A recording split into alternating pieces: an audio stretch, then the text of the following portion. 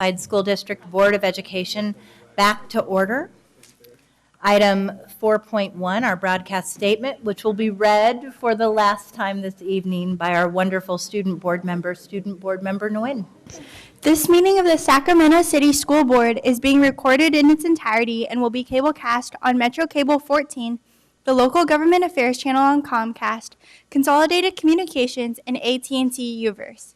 Today's meeting will air Monday, June 25th at noon, and Wednesday, June 27th at 6 p.m., and webcast at www.sacmetrocable.tv.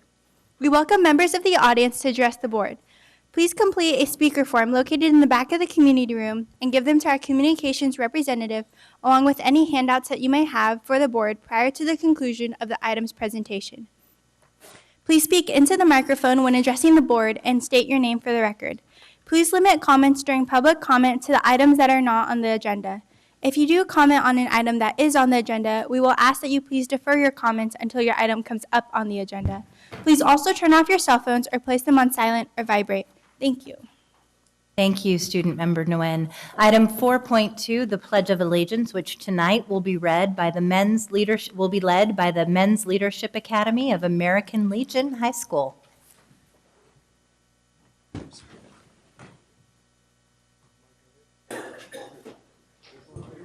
Oh.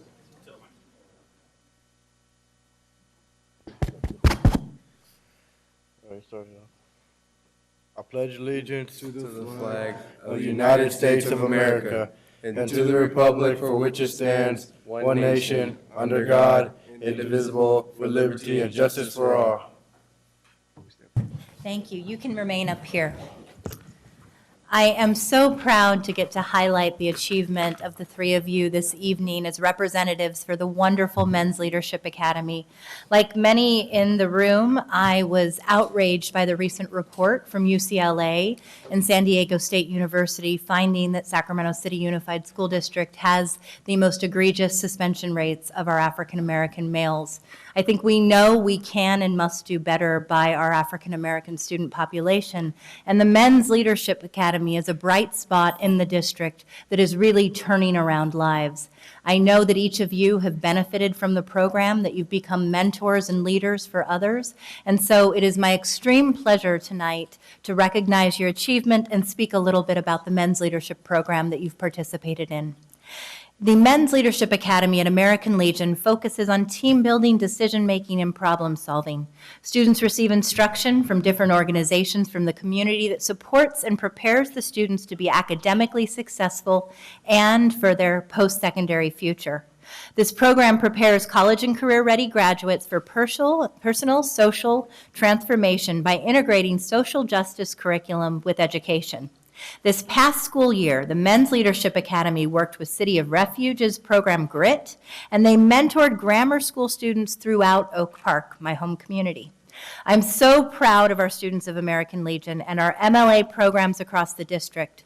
Our Men's Leadership Academy were highlighted this last spring in a campaign for Black male achievement, a publication entitled The Promise of Place, Building Beloved Communities for Black Men and Boys. And I think we have an opportunity to learn from this incredible program in order to scale efforts like this across the district. With that, I want to give you an opportunity to share a little bit about your experience in the Men's Leadership Academy. My name is Julio Rivas. I started the Men's Leadership Program at the beginning of the year, and we teamed up with a program called GRIT. I'm actually wearing the wristband right now. I still got it. And we mentor kids at nearby elementary schools, show them the right way, with exercise, and, let them wear out their energy with exercise and all that, so we can sit them down and teach them about life, integrity, and so, et cetera. Wonderful. My name is Jason Dunn, and what we learned at GRIT was, it was, I can't remember the words, I'm so sorry, but we learned quite a bit about being with the kids and everything like that. It was very inspirational for me to be there because it opened doors for me as well. Like, I think, I might be a teacher one day. It was cool. Oh, that's wonderful. That makes me very happy to hear that. Thank you. My name is Cornell Thompson, and I joined Men's Leadership to basically help the kids and teach them about leadership as like we're learning about leadership ourselves. And most of the kids, yeah, they seemed a little bummed out about like most of the stuff like going on in their personal life, and we want to help them understand that some things could be okay, and we want to help them understand that leadership is always the way and the right thing to do. Thank you so much. We so appreciate your message of leadership and inspiration. I know my little boy had a chance to go and be mentored by some of you at the City of Refuge GRIP program, after-school program. It was incredibly positive and I think left a lasting impression in his life. So thank you. And I want to also recognize Principal Richard Baranowski, who has been an outstanding leadership, as well as the staff that have continued to support you in this program. We believe that you're going to do great things with your life. And with that, we're going to give you a round of applause and present you with some awards.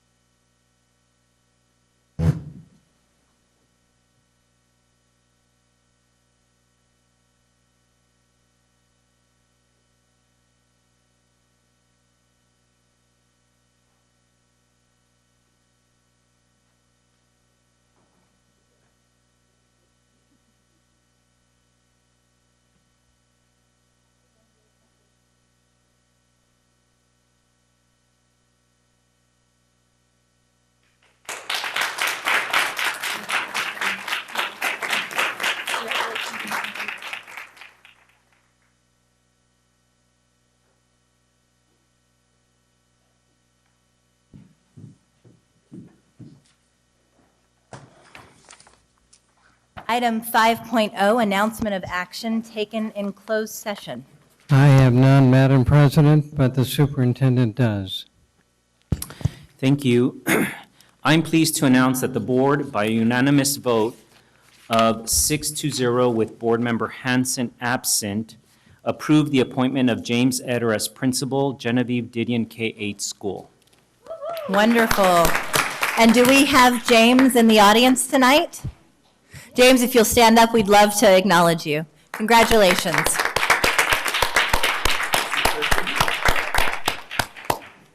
Item 6.0, agenda adoption. Do we have a motion? So moved. Second. All those in favor? Aye.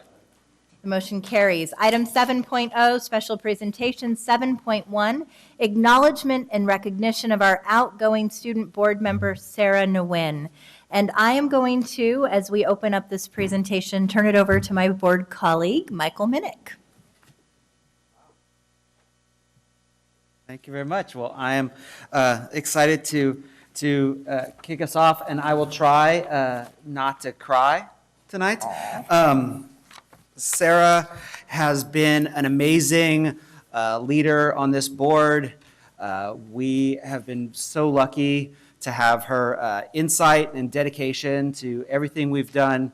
I have been lucky enough to see her in action at the Student Advisory Council, where she has proven herself as a leader for at least 2 years. Is it longer than that? Is it longer than 2? I remember last year, before you were on the board here, it was clear that you were such a strong leader in that group, and so we were really thrilled to have you join us up here. The insight that she has brought to us with her student perspective has been huge and has really moved the needle on so many things that we like to accomplish.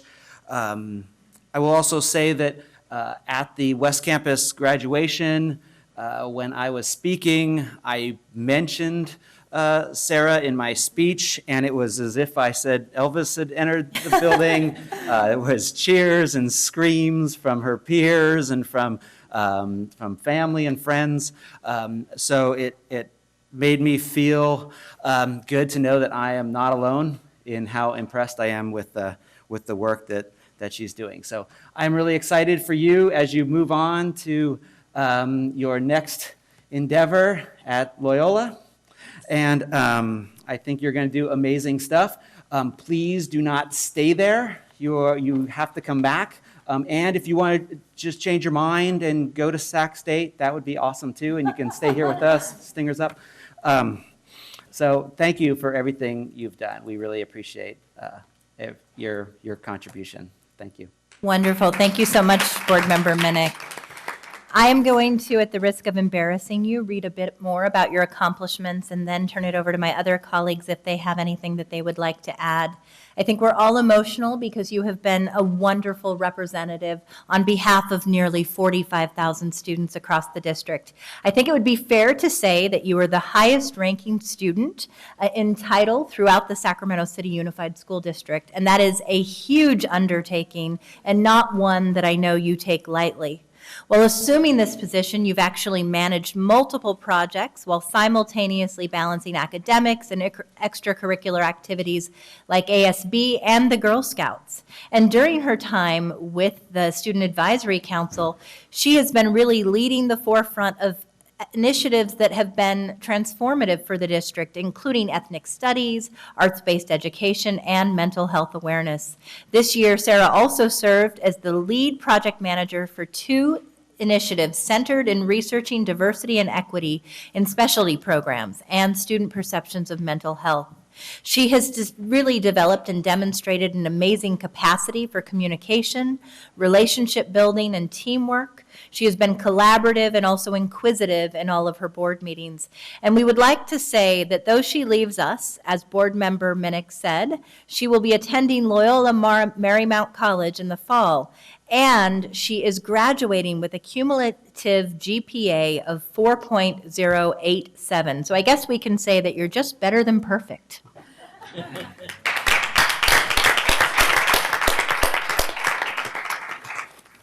And with that, I have the honor of presenting you with a golden apple. And in addition to the golden apple, a necklace to remember us moving forward for your time and your commitment to the board.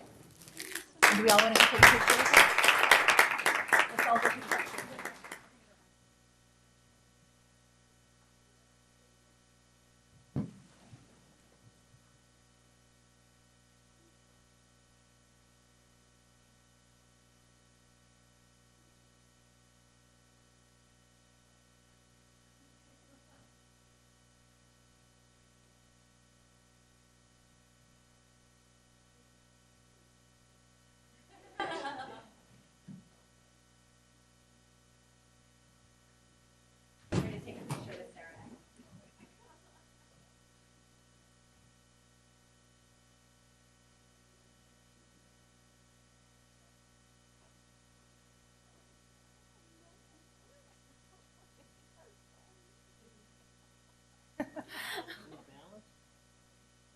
A couple more people over here.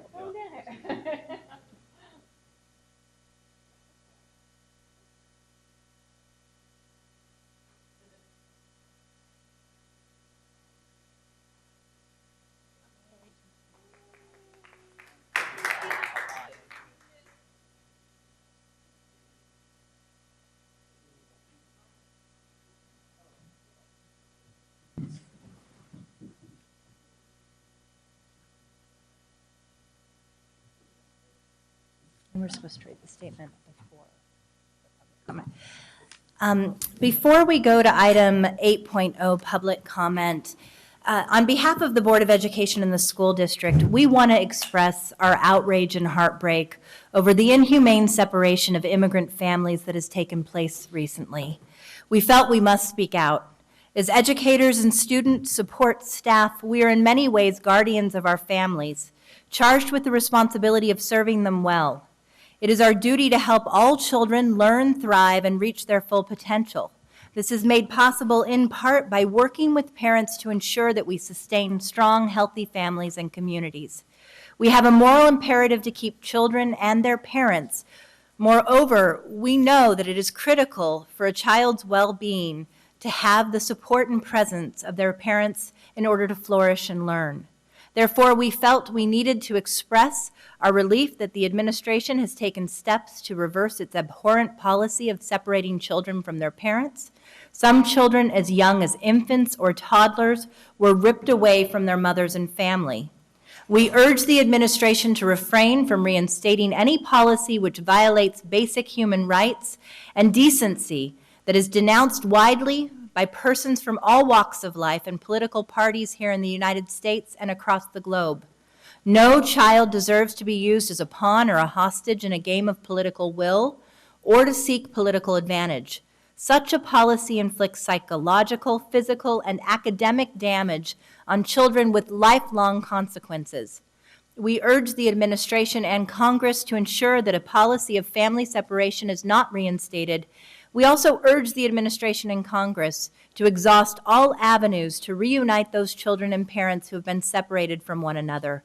We will accept nothing less. And this statement is on behalf of the entire district staff as well as the Board of Education. Item 8.0, public comment. Do we have any public comment at this time? Yes, we have 14 public comments. If you could line up in the order you hear your name called. First is Kristen Vanders Lewis, Alan Zaremski, followed by Renee Webster Hawkins, David Fisher, Damian Harmony, Angie Sutherland, Zoe Sutherland, Patty Uplinger, Maureen Fitzgerald, Laura Vu, Pang Yang, Colin Bader, Cecile Nunley, and Lorene Pryor. Okay. And before we begin, I want to remind you that you each have 2 minutes for public comment. Since we have 14 cards, we could drop it to a minute each. I will allow 2 minutes each, but please do not go over. Thank you. Hello, members of the board, Jesse Ryan, Superintendent Jorge. So this is a proposed piece from a think piece for dyslexia and learning differences, and dyslexia and how it can impact a child's ability to learn all subjects. The recent data and the public audits show that public school system in Sacramento and California at large are not remotely meeting the educational needs of students with learning differences and disabilities, despite federal law requiring them to do so. The Sac City Unified own special education audit even failed to include learning disability subject matter. Dyslexia does not exist at the Sac City Unified School District. Dyslexia and other learning differences occur in an estimated 1 in 5 people, impacting their ability to read, write, spell, and math. A significant number of students with dyslexia go undiagnosed and their symptoms unaddressed, with tragic consequences. An estimated about 8,600 students, or roughly 20% of the student population at Sac City Unified could potentially have dyslexia and or other learning differences. Up to 80% of the students in special education have dyslexia or dysgraphia or dyscalculia. Without the board action to create major restructuring, these students have a bleak educational trajectory. And without identification and early effective interventions, the impact of dyslexia can be significant and long-lasting, not just for the individual experience, cycle of failure, but for society at large. Can you please state your name? Oh, Alan Zaremski. Thank you, Alan. We appreciate your comments. Good evening. It's great to see everyone again. I'm Kristen Vandersloos, and this is my daughter Piper. And we are back to talk with you again about dyslexia and learning differences here in the district. There's 3 of us parents here that all had to remove our students from the district to get them the help they needed, and we're really hoping to get this on your radar. And so that's why we provided you the think piece. It's just a short letter for you to think through. So some of the reasons why we do see that this is a crisis area for the district includes that there are no teachers on staff certified in an evidence-based methodology proven necessary for students with dyslexia and dyscalculia. And with this impacting almost 9,000 students, it's unacceptable. There's no formal identification process in place, despite federal law requiring the referral, testing, and identification of dyslexic students. What's in place right now is not happening. We also see that there's refusal to consult with outside experts in the subject of dyslexia when developing individualized education plans for students with dyslexia. And then frustratingly, the existing service delivery is wholly ineffective and not delivered with fidelity. So there is no evidence-based curriculum. There are unqualified instructors in a sufficient number of instructional minutes for effectiveness, and best practices are not utilized, including student-to-instructor ratios, and the IEPs are not developed for the unique individual needs for dyslexic students. So what we've been seeing is that with lack of support, the majority of dyslexic students drop out in high school. The bottom line is the district has been spending more time, effort, and money fighting families with dyslexic students via fruitless IEP meetings and legal challenges than it does fighting for students with dyslexia and other learning disabilities. We hope to work with you for some solutions. Thank you. Good evening, Chairman Ryan, members of the board, Superintendent Aguilar. To continue, so why is this important? A number of reasons. Student outcomes, which every one of you are intimately concerned about. Done right, you will see a significant increase in student outcomes and graduation rates. We also believe that significant money will be saved over the long term. There's a fear that introducing this kind of intervention will cost districts more. Unfortunately, as of now, we don't have any widespread economic studies like some of the landmark studies that we have about the benefit of early childhood education. And we believe firmly that the same kinds of returns on investments will be found if the money is diverted from other ineffective service deliveries and transportation and invested in the kids that have these learning differences. And also, there's a moral imperative. The U.S. National Library of Medicine has reported that approximately 80% of prison inmates are reported to be functionally illiterate. Dyslexia is hereditary. It's part of the cycle of poverty, the school-to-prison pipeline. Doing this could significantly change this. And what it does is it uplifts the whole community. The whole area of Sacramento could see a significant shift by investing in our kids early.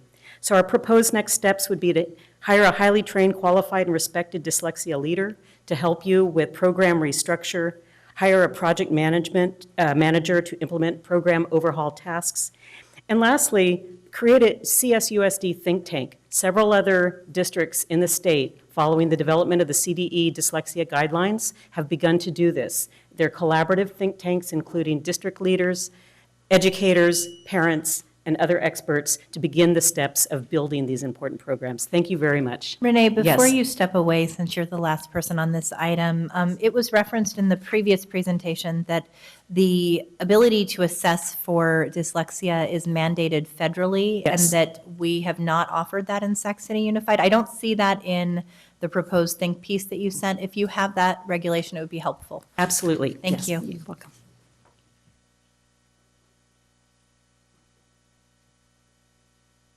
Good evening. David Fisher, President of the Sacramento City Teachers Association. This morning we read with great interest and with much support Board President Jesse Ryan's op-ed in the Sacramento Bee. In today's, I guess you'd call it unfortunate political climate where politicians often abuse their leadership roles in order to divide people for their own political ambitions, we recognize the vital role that educators play in combating institutional racism, sexism, homophobia, and other forms of discrimination. With that in mind, over 2 years ago, we worked together with the Black Parallel School Board to develop a proposal for an inclusive, bottom-up, teacher and community-driven restorative practices model. We refined that proposal during our last contract negotiations, and Carl Pinkston of the Black Parallel School Board joined our bargaining team as we fought for this proposal. For reasons never made clear, the district consistently rejected our proposal. In the meantime, the cultural climate in our schools continue to suffer extreme challenges. Since our contract negotiations, we once again refined our restorative practices proposal, incorporating suggestions made directly by Superintendent Aguilar. I think you guys should have a copy of it up there. And yet here we stand months later, waiting for the district to respond. For your information, we are providing copies that you have right there that we made directly to the district this last March 22nd. So I guess bottom line is we don't have to wait for more bad news or bad publicity. Let's start now to make this district the progressive statewide leader it can be and is in some ways. Sac City is already the most diverse school district maybe in the state, with the leadership of the Teachers Association strongly advocating for the reorganization of the district's disciplinary practices, with the support of community organizations. We shouldn't have to wait for any more bad publicity to get the district leadership to address an issue that has existed for years. The district doesn't have an excuse for not joining with us to address this serious issue. We look forward to receiving a response and to begin to work together on this urgent work. Thank you. Thank you, Mr. Fisher.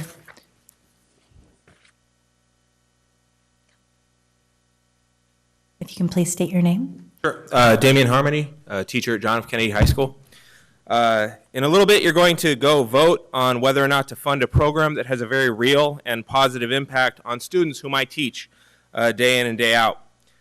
This program gives them the investment that they need to have the widest possible variety of post-secondary choices available to them, because this program helps the intangibles that gives them the fortitude and the confidence they need to take those important leaps after school. I'm talking, of course, about the Assets program at John F. Kennedy High School. I hope you keep in mind when you go to that vote that you have plenty of money for such programs, as evidenced by your excellent summer school program that you made a reality in less than 4 weeks.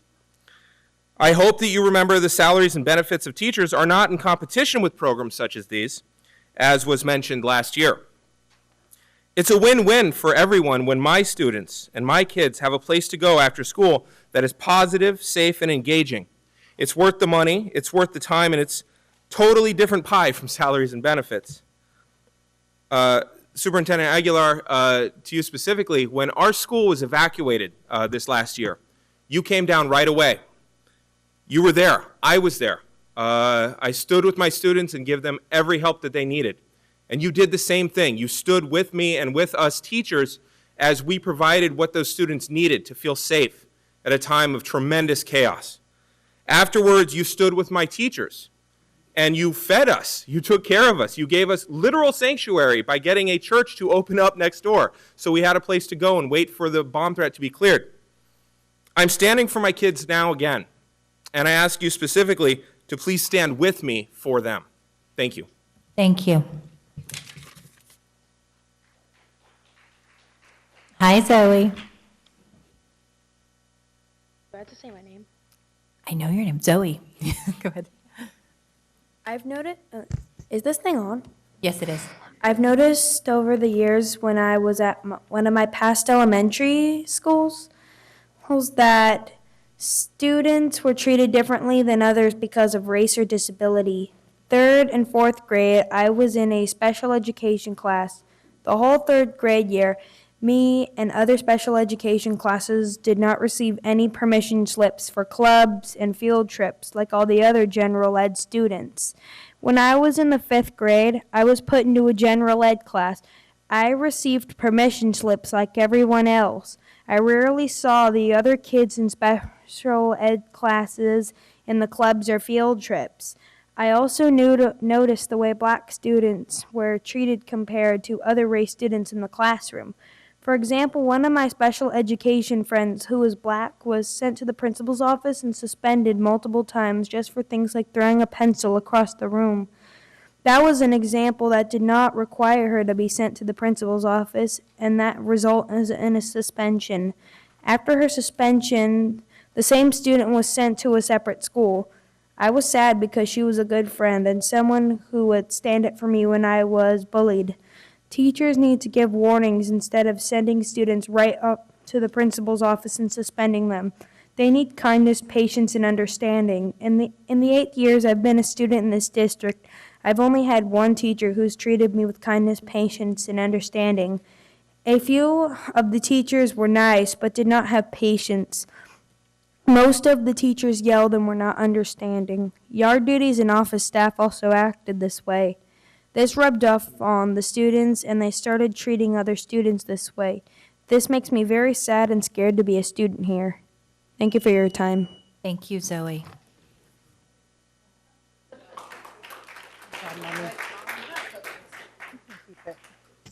Hello there, everyone. I'm Angie Sutherland, and I'm a member of the Coalition for Students with Disabilities and a parent in our school district. I wanted to thank you, Jesse, for bringing up the issue about the disproportionate discipline in our district and the work of the Men's Leadership Academy. As we saw in the news, Sac County has the highest number of suspensions and for African American students, and our district is the #1 district for that in the whole state. So I even think the numbers should be higher, but they're not reported because students are being sent home early. They're asking their parents to come pick them up. And that, I call that a fake suspension, where then they ask the parent to sign the student out, so it looks like they did an early dismissal. So I know that that's happening for students with disabilities, and I'm assuming that it might be happening for these other groups of students as well. I want to know, what is the plan for our district? We can't keep it going like this with the climate and culture the way it is. We need more programs like the Men's Leadership Academy, and we need to make students feel valued, accepted, and where they belong. Because when you send students home, they know they're being told that they don't belong. Thank you. Thank you, Angie.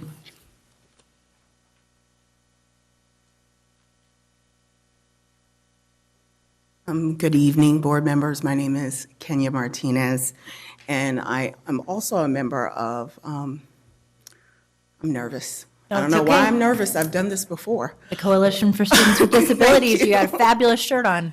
Yes, the Coalition for Students with Disabilities. I have 2 children. They are African American and Latino. So this new report that came out really struck me to heart, and it struck me to heart especially since the last week of school. My son was disciplined for, I think, something erroneous, something that should have been handled differently. But what I'm here to talk about tonight is to ask, is a special education, is the Sacramento City Unified School District, are you guys on track to obtaining a special education director who's going to address the deficiencies in the audit? This is important to all of us parents in the coalition who see all these deficiencies happening to our students, and they are not being addressed. So that is my question to the board. I would like to see a plan. I would like to have that plan put in place. I would like to have timelines. So that's all I wanted to say, and thank you for your time. Thank you. I know that the superintendent, after our last board meeting, walked away and convened all of our senior staff in developing a theory of change and an action plan for our special education. We will ask the question about bringing in the outside expertise around special education services. Thank you.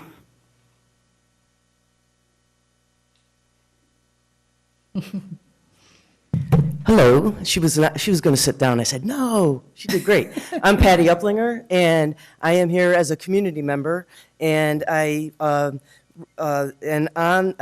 appointed by the Sac County Board of Supervisors to the Sacramento County Developmental Disabilities Planning and Advisory Council. It's a council, and we advise the Board of Directors.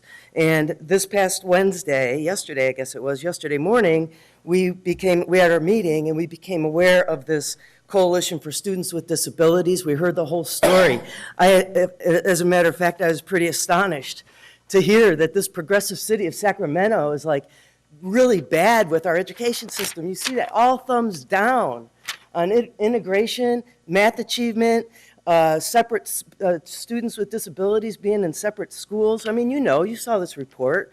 And I think the lady before me was talking about the things that need to be done that came out of the audit. This council, our council, is going to be very interested in knowing what comes out of that and what the next steps are and what the plan is to address these folks with disabilities. These parents have enough challenges just with their daily life with their loved one, let alone the challenge of fighting the system, always, constantly. I've been in this field for 42 years, and I know what these parents go through. I do housing. I do housing for people with developmental disabilities. I do housing for homeless as well.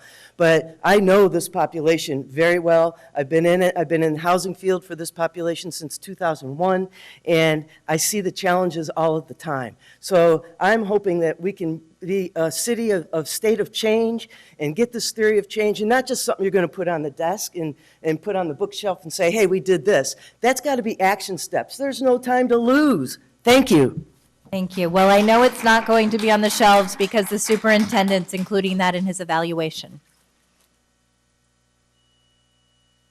Good evening. I'm Maureen Fitzgerald. I'm also a member of the Sacramento County DD Planning and Advisory Council with Patty Uplinger, and I had not met any of the women or any of the people who are with the Coalition for Students with Disabilities. I'd never heard of it before the beginning of this month, but here I am tonight to express to you as a member of the community, not with the child in the district, but long ago a child in the district. I'm concerned about what's happening with special ed. I know people don't want it to have the problems it's having, but I'm not seeing the way out. And I was going to speak to, I thought there was discussion about having an all-day board workshop. And I don't see any further discussion about that. But then President Ryan, you were just speaking to something with the senior staff. I think part of the challenge from what I can see as an outsider is what's the public, how we're being kept informed of what's going on. And I don't know what's an all-day board workshop or what, but we need to have more, we need to see more progress on what's happening with that great schools audit. Thank you. Thank you.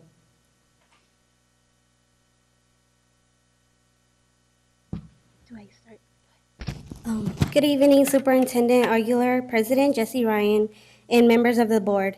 My name is Peng Ying, and I'm a recent graduate from Luther Burbank High School. I am here tonight with Hmong Innovating Politics in support of allocating $1.9 million to after-school programs. According to a study from after-school program at Bayview Safe Haven in San Francisco, after-school programs prevent students from committing crimes. Evidence has shown that 44% of students who do not participate in an after-school program will or were arrested for some type of bad behaviors. After-school programs aren't just programs. Sometimes it's a second home for students to feel safe, especially when they have problems at home or anywhere else. It gives them a sense of belonging and allows them to build families and friendships. In my middle school year, there was a youth after-school program called Youth Circle Mentoring Program, which was also funded by this district. It was an amazing experience because I still use what I learned everywhere I go to this day. This program and its mentors were an inspiration to me. I learned to be a leader, how to overcome my fears, and most importantly, people in this program became a family in my community. I have a 4-year-old sister, and I want her to experience the enrichment of after-school programs, in addition to her education like me. I want her to have the opportunity to participate in after-school programs that develops her leadership skills and have the confidence to advocate for herself and her future generation like us, that come from a low-income immigrant and limited English families. We need and we rely on these types of programs, including our parents who worked hard all day and those who are single parents and yet still may not make enough money to afford after-school programs to expand their child's learning. I speak today not only for our district, but for all the kids out there who is constantly struggling to fit in school. I believe that having various programs can really help students. Go ahead and wrap up. Thank you. Okay, thank you. Oh, if you wanted to read your last sentence. Yeah. I speak today not only for our district, but for all the kids who are out there constantly struggling to fit in school. I believe that having various after-school programs can really help students define who they are and figure out what their passion is. Thank you. Thank you.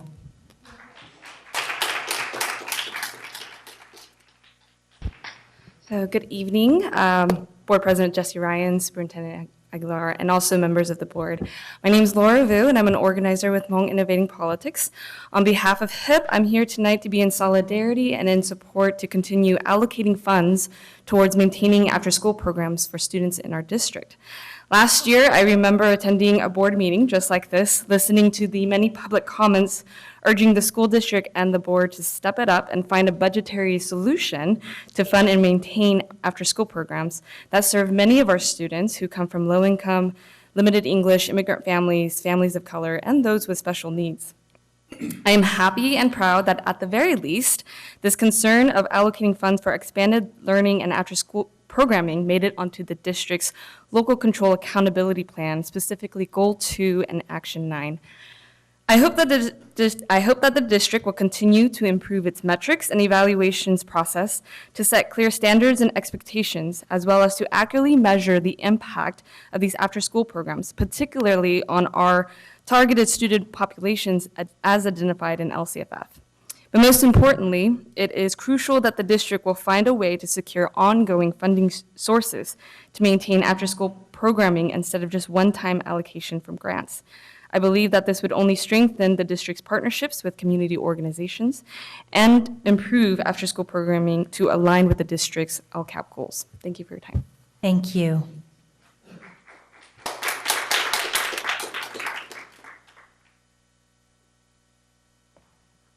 Good evening. Thank you for giving the opportunity to address the board. I'm here tonight to talk about school safety and security. What I'm concerned about as a parent is that we are not doing enough to ensure that our kids are safe in our schools. Currently, there are schools that can't even afford a crossing guard to help our young ones cross the street.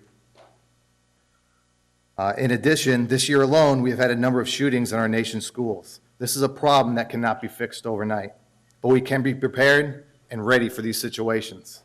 I ask you, do you want to be prepared for these situations, or do we want to react to these situations? I would like to be prepared. I would like to think that other parents as well would like for our schools to be a safe place for our kids to learn. I would like to see our security budget for the schools expanded to be able to put safety measures in place, employ crossing guards so our schools can cross the street safely, and also employ, at the bare minimum, school resource officers to protect our kids and assist them in our times of need. We owe it to our children because they are our future. Thank you for your time. Thank you.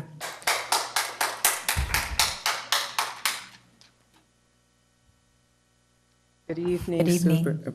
President Ryan, Superintendent Aguilar, members of the board.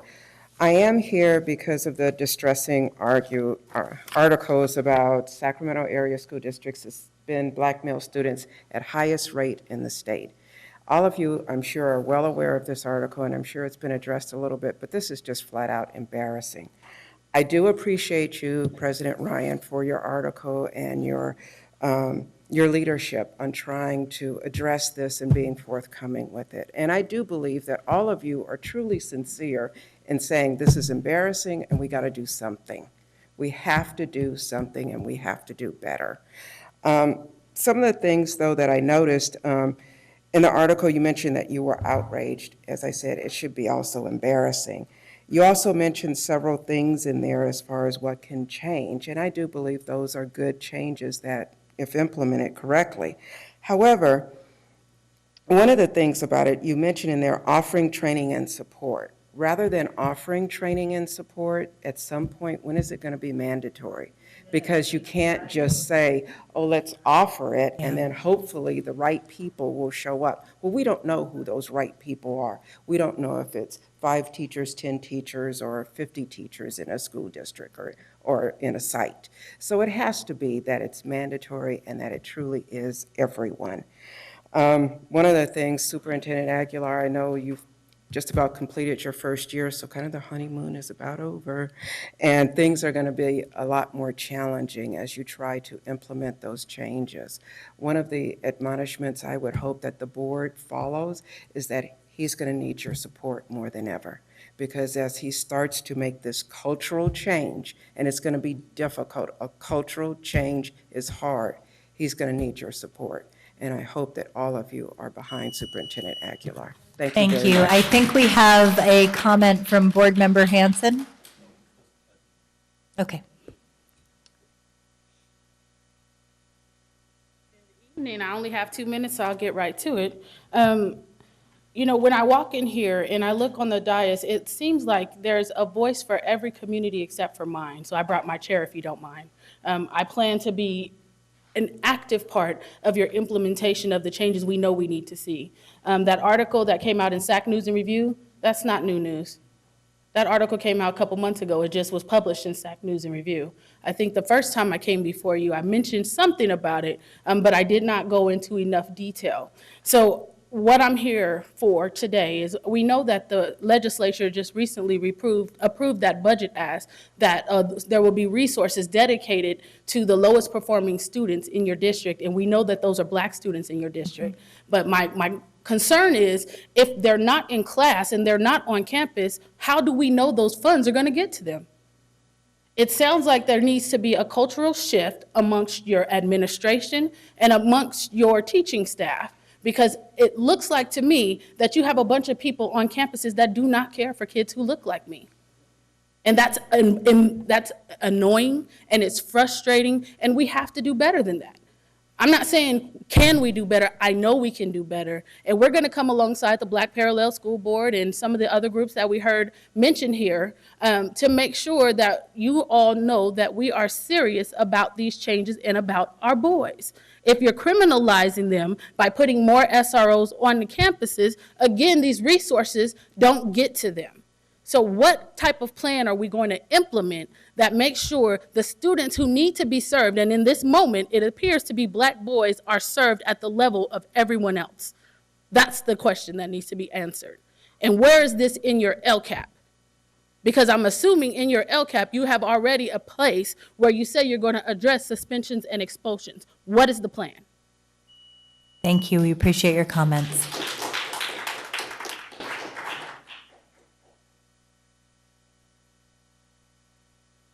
Hi there, and since I'm on the clock, I'm going to get right to the point too. I stand in solidarity with Black Youth Leadership Project, that's Lorene Pryor, and also the Black Parallel School Board. I also stand in agreement with everyone who spoke before me in regards to the special ed. But to the most important part, it's the article, of course. So I'm a grandmother that's had to put down my remote control to come out and speak to you all about the issues regarding our kids. So our Black youth are under attack. And it looks like this school board is guilty of a lot of that. So I've got a few questions for you in regards to your SROs. How are your SROs elected or selected? What qualifications do the SROs have to meet to become an SRO in your district? What training do they undergo as it pertains to dealing with the children?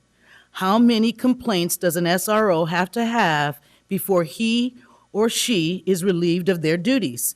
Can an SRO delineate between children and criminals? Are they one in the same?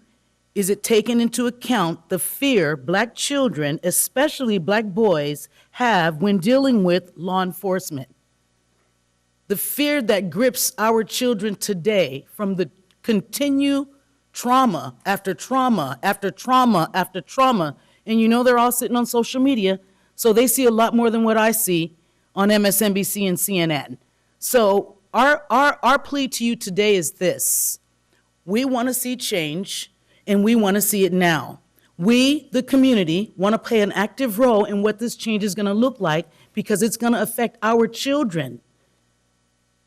Enough is enough.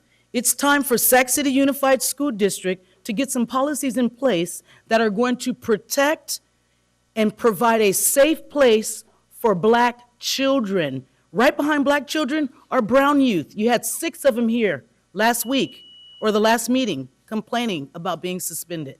Thank you. If you would please leave your questions, I'm going to have our board specialist, Nathaniel Browning, follow up so that we can get answers to those questions.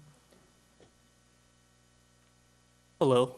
My name is Jay Franco. I'm part of the Brown Issues organization, and I just want to stand up here in solidarity with the Black Parallel School Board, and I agree there needs to be more transparency coming forth with SROs, as there is some incidents that happen not only here but also in Elk Grove, but that's another deal. And I also want to reach out and say thank you to Daryl Wu and Mai Vang for coming out to the Sacramento Kids First Coalition, and our fundraiser, or our meeting to raise the city. Right now the city spends less than 1% on youth programs, and we're trying to raise it up to 2.5%. And I hope you guys hear that and act on that as well. feel free to reach out. Yeah, thank you. Thank you for coming out.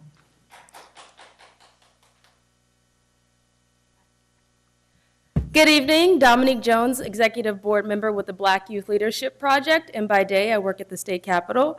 So on March 1st, approximately 3 months and 20 days ago, I asked this board, I said, are you truly dedicated to improving the campus climate for your Black students? 3 months and 20 days later, what has the board actually done? Only 2 board members, 2, have actually shown interest in engaging with us as it relates to issues that Black students have on your campuses. And of course, the infamous article that has been mentioned, headlined, Sacramento Area School Districts Suspend Black Male Students at Highest Rate in the State. And in a sheer number of suspensions, SAC Unified tops the list. SAC Unified suspends more students than Los Angeles Unified, despite the fact that Los Angeles Unified enrolls nearly 7 times, 7, more Black male students. And, you know, I don't want to get up here and just be a mouthpiece, because the Black Youth Leadership Project, we are about advocacy, we are about action, and we are about accountability. So I'm going to end this with an action. Okay? My ask for you all is that you create an advisory committee composed of school board members, parents, children, and also community organizations that are on the ground trying to improve campus climate for your Black students, so that we can actually come together and talk about policy and talk about effective ways to improve campus climate. Truly protecting your students will require systemic change that you have no choice but to implement. We have been saying this for months, that Black students are disproportionately miseducated and mistreated on these campuses, but it seems that it's fallen on deaf ears. So I'm glad the article has finally come out to confirm everything we've been saying. Thank you. Thank you. Hello, my name is Erica McDaniel, and I'm here to extend an invitation for the school board and administrators, teachers unions, as well as teachers, to work with community groups of interest in regards to the concerns we have for the treatment and disciplinary policies for African American children. I empathize with the challenge. For over a span of 20 years, I have served as an educator and a therapist. I have worked within the high schools within this district, as well as the college level, and I have sat on some school site councils also within the Elk Grove School District. In a span of 20 years, about 10 plus of those years I worked in the prison in the education capacity. I've only had to suspend 1 student. In my collaboration and partnership working within this school district at a high school, I've only had to recommend suspension for 1 student. I'm dealing with many of the same challenges that a lot of my colleagues are. I respect them. I understand the challenge. But we have to come together and find another alternative other than suspensions. It's not effective. It's not working. I speak personally from my own experiences growing up in the Oakland Public School District, being among that population that was frequently suspended, but it took 1 administrator to work with a team of great teachers to find a way to engage and to connect. And that's where my aspirations came from, was to make a difference in the community. So I extend an invitation for you to work with the members of the community from different organizations that are here tonight, because we want to be a part of the solution. And we believe we have some tools that can complement what you guys already have in place. So thank you. Thank you. Can we get your contact information, please? Thank you.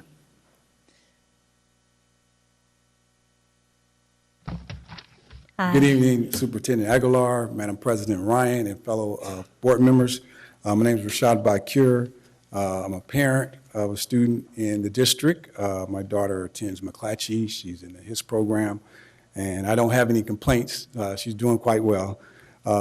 However, you should have a copy of my flyer, hopefully. It was passed around. It's being I've passed out spoken right in now. private with a couple of you already who know me, my efforts as an educator, and my concern when it comes to race and equity issues in education. And so I'm a person who is a doer, I'm a solutionary, and I have put together this Youth Leadership Summit, which will be held at Sacramento State, where I teach, August 8th. And I have a running number of over 150 students, high school students, will be attending this event. And this is going to be a dynamic event because it is the largest and the most diverse group of students who are coming across from multi-district schools, okay, across the region, not just in Sacramento, but from Elk Grove all the way out to Rockland and El Dorado Hills and Davis and all these different areas. And so it's going to be addressing a lot of these critical issues that we've heard from community members talk about today and families, parents of students in this district. And it's a critical thinking piece, and I have a panel set up as well. The media is going to cover this event, and I'm extending to you, Superintendent Aguilar, to participate, to be on this panel, because I have a well-esteemed panel set up for this. So I wanted to just share that so it's on the public record for the school district to know that it's here, and I welcome you all. Thank you. And I'm assuming this is a free event for students? Yes, it is. Okay, thank you. All right. Good evening, President Ryan, members of the board, Darrell Roberts, Roberts Family Development Center. Superintendent, normally at this time of year, I would be coming by and talking about Freedom School, inviting you out to speak. I won't do that today because of the article that Jesse Ryan penned with the B, but also the report that was talked about at the Sacramento News and Review just last week. And more importantly, the fact that even today, as I talk to you, it reminds me 5 years ago when I was talking to Mr. Hanson about a challenge I was having on the school site. We talk about black boys being suspended, but part of the reason they're suspended is because people don't accept them for who they are. See, the challenge with people who don't accept them who they are as children is when we become men, it's the same thing. So when you approach a principal about using a facility, they will let you know that you're not the certain kind of person they like to use your facility. So they can't suspend you, but they can make it very, very difficult for you to use the facility. That's called discrimination. What it is. If we continue to employ leaders who discriminate against our children, who discriminate against those in our community, the culture will never change. You can have a new superintendent, and 5 years from now we have the same problems because the culture of leadership must change in our district. We can no longer allow leaders on sites to make decisions that are discriminatory, unfair, and exclusive.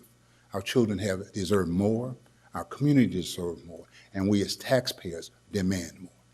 I expect you to change that. I'll be a part of the change, but I'll also publicly make sure that you recognize, Superintendent, that it is not right, it is not fair, and it will no longer be continued on my watch. Thank you.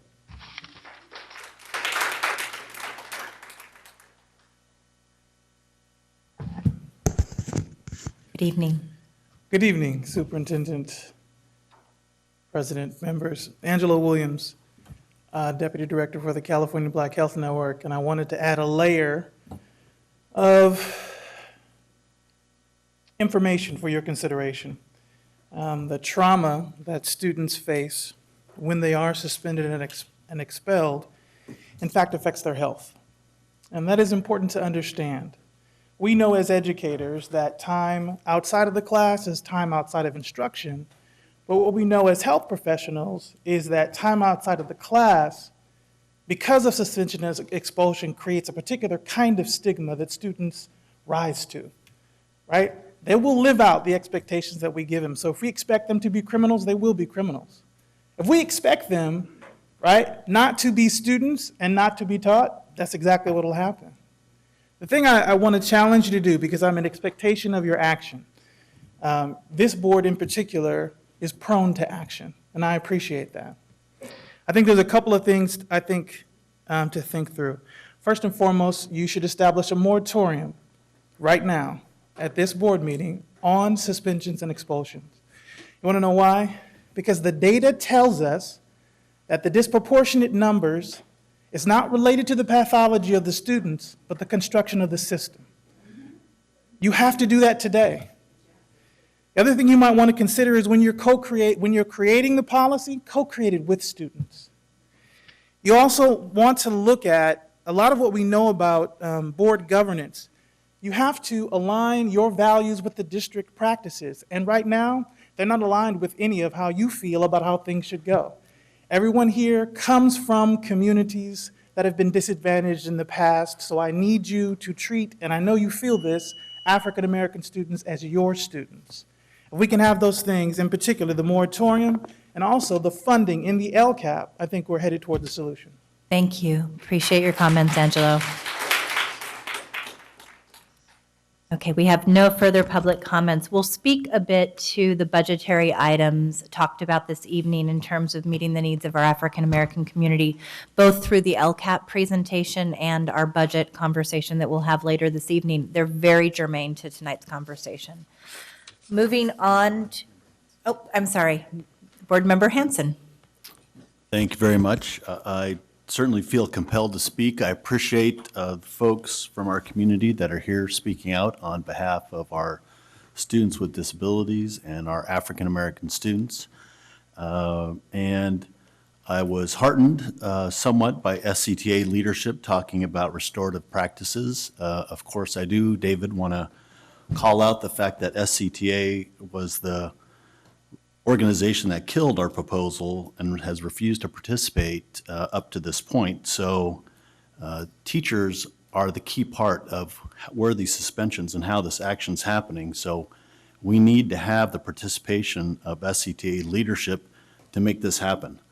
The school board is going to be involved. We need the community to step forward and to keep the pressure on us and to keep the pressure on everybody else.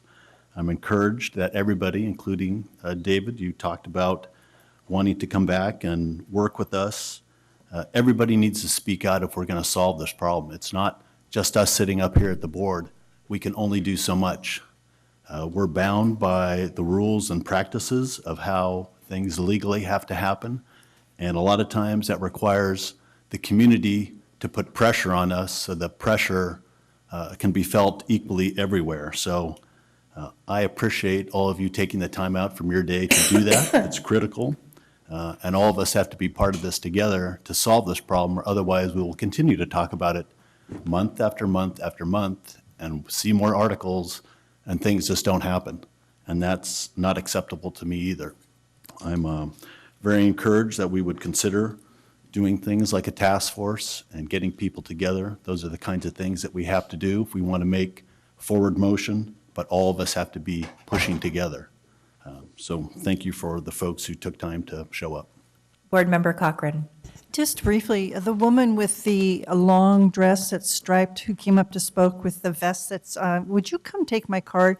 I am familiar with and work with the Black Parallel School Board, specifically Darrell White and Carl Pinkston, but I'd like to expand my exposure. So you mentioned several groups, and I'd like to be able to be in contact with them. So if you can get my email going on lists and set me up so I'm notified of events and actions. Thank you. Thank you to all those who spoke.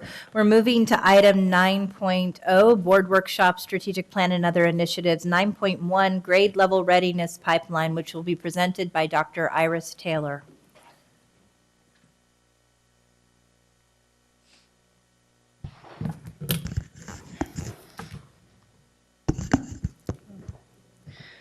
Good evening, Board President Ryan, Superintendent Aguilar, and members of the board. My name is Iris Taylor. I'm the Chief Academic Officer, and I am joined tonight by Kari Hanson-Smith, who is our GATE and Advanced Learning Coordinator.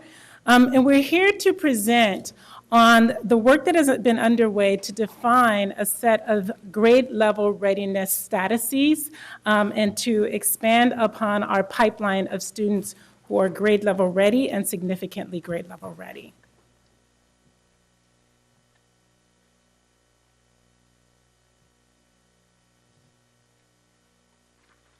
So tonight's presentation will highlight how the concept of grade level readiness is directly tied to our core values, our core value statement. And as you'll see as we talk about this, how we've defined grade level readiness is really about analyzing the way that our system is contributing to the way that we designed the system is contributing to what we see as variation performance gaps within how our students are performing in regards to grade level readiness.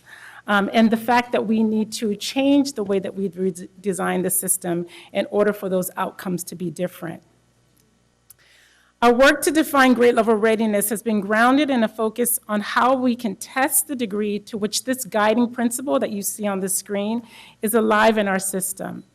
A focus on grade level readiness brings the guiding principle to life because we have first been able to define grade level readiness, and secondly, we can determine if we're preparing students to graduate not only with the greatest number of post-secondary choices, but from the widest array of options.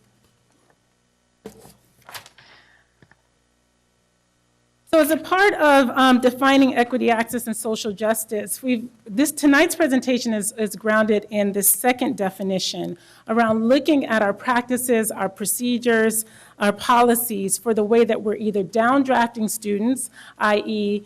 Decreasing the number and percent of students who are grade level ready, and or updrafting or increasing the students who are grade level ready.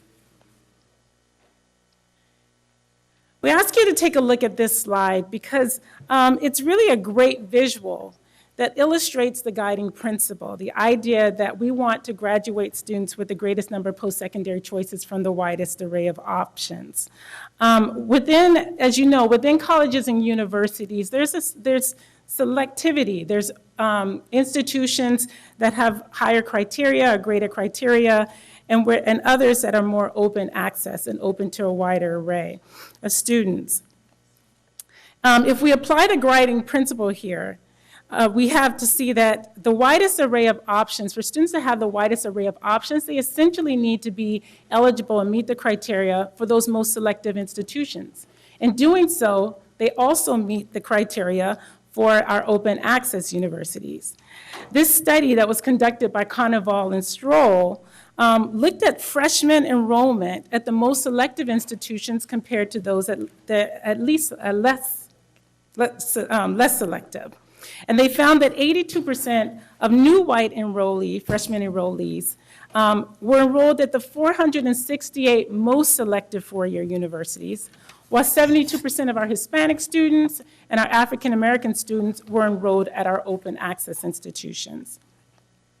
Our goal is for all of our students to be eligible for those most selective institutions, i.e. bringing the guiding principle to life. And to make this true, we need to have a mechanism to be able to define and then track the degree to which our students are grade level ready. We're fortunate that in the state of California, there's information that's available to us to help us develop a way of defining grade level readiness.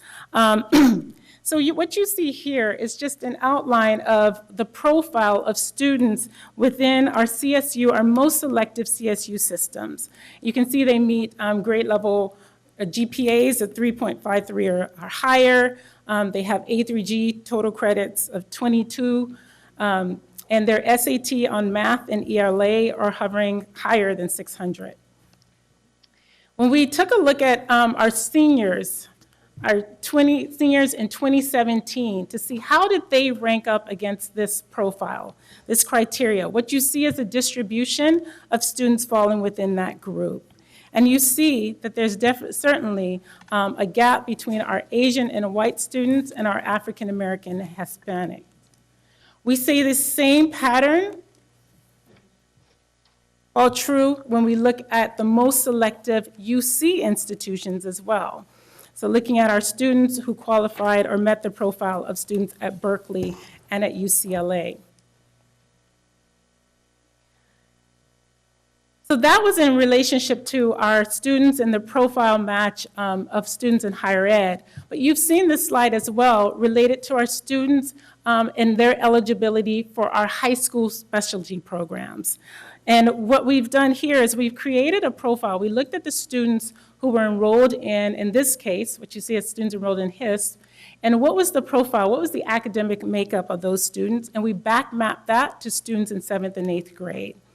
We see here the 343 students who achieved that academic profile, the percentage of Asian, white, Hispanic, Black, and 2 or more races that met that criteria.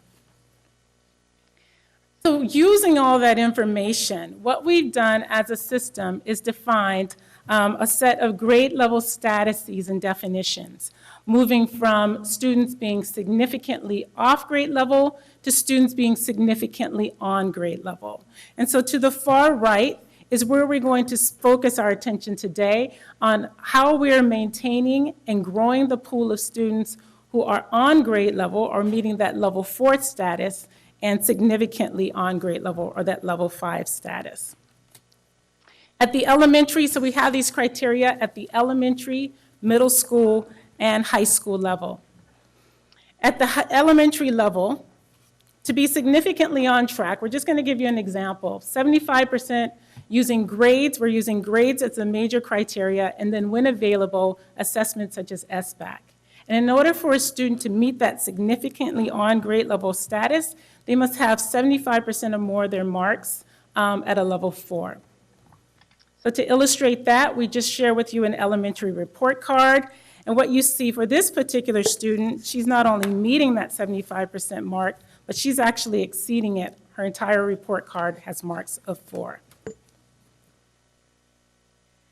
At grades 7 and 8, we're fortunate to have a little bit more information. We're using GPA as well as assessments such as SBAC, which is the major common assessment that we have. And the criteria in that significantly on grade level, if you recall from the previous slide about our selective higher ed institutions, is a pretty high GPA. A GPA of a 3.7 or above places a student in that category. And then finally, when we look at our high school level, again, we have a wider set of criteria. We can look at things like our students, their GPA, certainly, their A through G status, the number of AP courses that they've taken, and things like their AP courses that they've taken. Apologize. So here we've developed what we are calling an Institute of Higher Education matriculation dashboard. And we have this dashboard for every student within the organization. And this is one way of seeing, like, how are our students performing in relationship to those grade level statuses. Here you'll see a student who's not just on track, but she's actually significantly on track with a GPA of a 4.33. If you look down at the California State University, University of California, and private school status, this student has applied to the University of California as well as privates and has also been accepted into both of those institutions. Again, reflective of a student who is an example of the guiding principle in action. She's able to access the widest array of post-secondary options. So what we've done as an institution is we've taken all of the data from the criteria for grade level readiness and just tried to look at, like, at the end of trimester 2 and at the end of quarter 3, and we'll do this again at the end, our most recent data for quarter 4 and trimester 3 will be available. The end date was the 21st today. So we'll do this again. But this just gives you a distribution of how do our students look in relationship to those grade level statuses back at the end of trimester 2 and quarter 3. And what you'll see in the green and the blue is that about 28% of our students were in that significantly on grade level and grade level status. We then take that information and we lay it out by our race and ethnic groups. And I just want to call your attention again to the green and to the blue sections. And as you go across the groups, you'll see that our white students have a significantly larger number of students within the blue and the green. And then on the far right side, our African American students demonstrating to a lesser degree a percentage of students.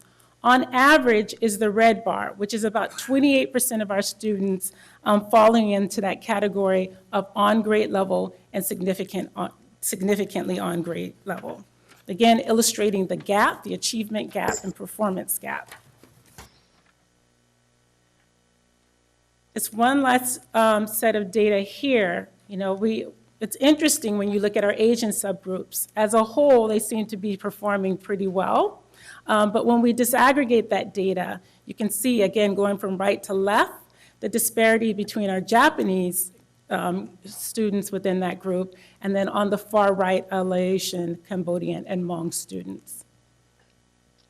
Bakari Hansen-Smith is going to kind of take you through some mile markers for our elementary, middle, and high school, and how we're trying to increase that pipeline of students who are significantly on track and on track for grade level readiness. Thank you. Good evening, Board President Ryan, Superintendent Aguilar, and members of the board. Thank you for this opportunity to share with you more about the ways in which our system seeks and supports advanced learners throughout their educational career in Sac City. Identifying students for gifted education services eligibility is one of the system-wide practices in place to updraft students into educationally supportive environments. The process through which students are screened for these services was modified in the 2015-16 academic year. Over the last 3 years, we have demonstrated progress in increasing the percentage of students who are eligible for these services.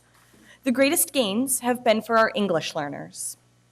The milestones for elementary are in first and third grades, where we universally screen students for gifted education services eligibility.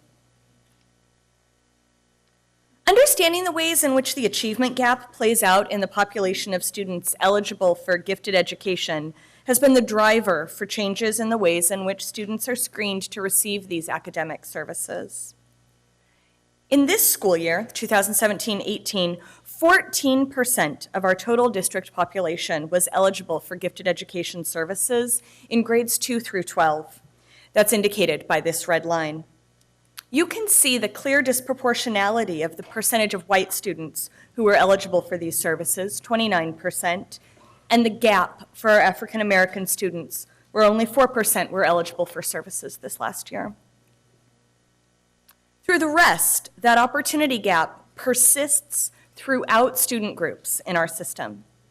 Participation in gifted education services during a student's elementary years, grades 2 through 6, correlates to grade level readiness.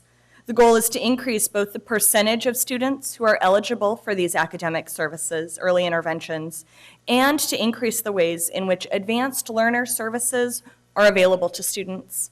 These efforts address the achievement gap starting in second grade and also support the pipeline of significantly on grade level learners as they seek the greatest number of post-secondary choices from the widest array of options throughout their academic career. Academic services for gifted and high-achieving learners in Sac City span a continuum of options, from dual immersion programs to self-contained GATE classes, to programs that support creativity, such as our Waldorf schools, and those that are specifically rooted in inquiry-based learning, such as STEM or STEAM, and International Baccalaureate primary and middle years programs. GATE cohort model services is one way in which students who are eligible for academic gifted education services can receive support. This program model is available at 5 sites strategically located throughout the district. Students are served by this program are grouped into a class cohort that remains together in grades 2 through 6. They're supported with teachers who have obtained GATE certification. As a milestone, entrance into gifted education services happens in second grade after universal screening in first grade. Another milestone occurs when additional students join these cohorts in fourth grade. These 2 milestones lay some of the foundation for forming the pool of students who will likely become eligible for criteria-based high school programs. The GATE cluster model represents an expansion in the range of services available to families for on-grade level and significantly on-grade level students. These services are currently available at 9 schools across the district. Over the last 10 years, the list of schools providing cluster services has doubled. GATE clusters consist of 6 to 10 students who've been formally identified to receive gifted education student services. They are grouped together in a class where the remainder of the students are from the school's general education population. Students are thus able to receive GATE services in a neighborhood school by a certificated teacher.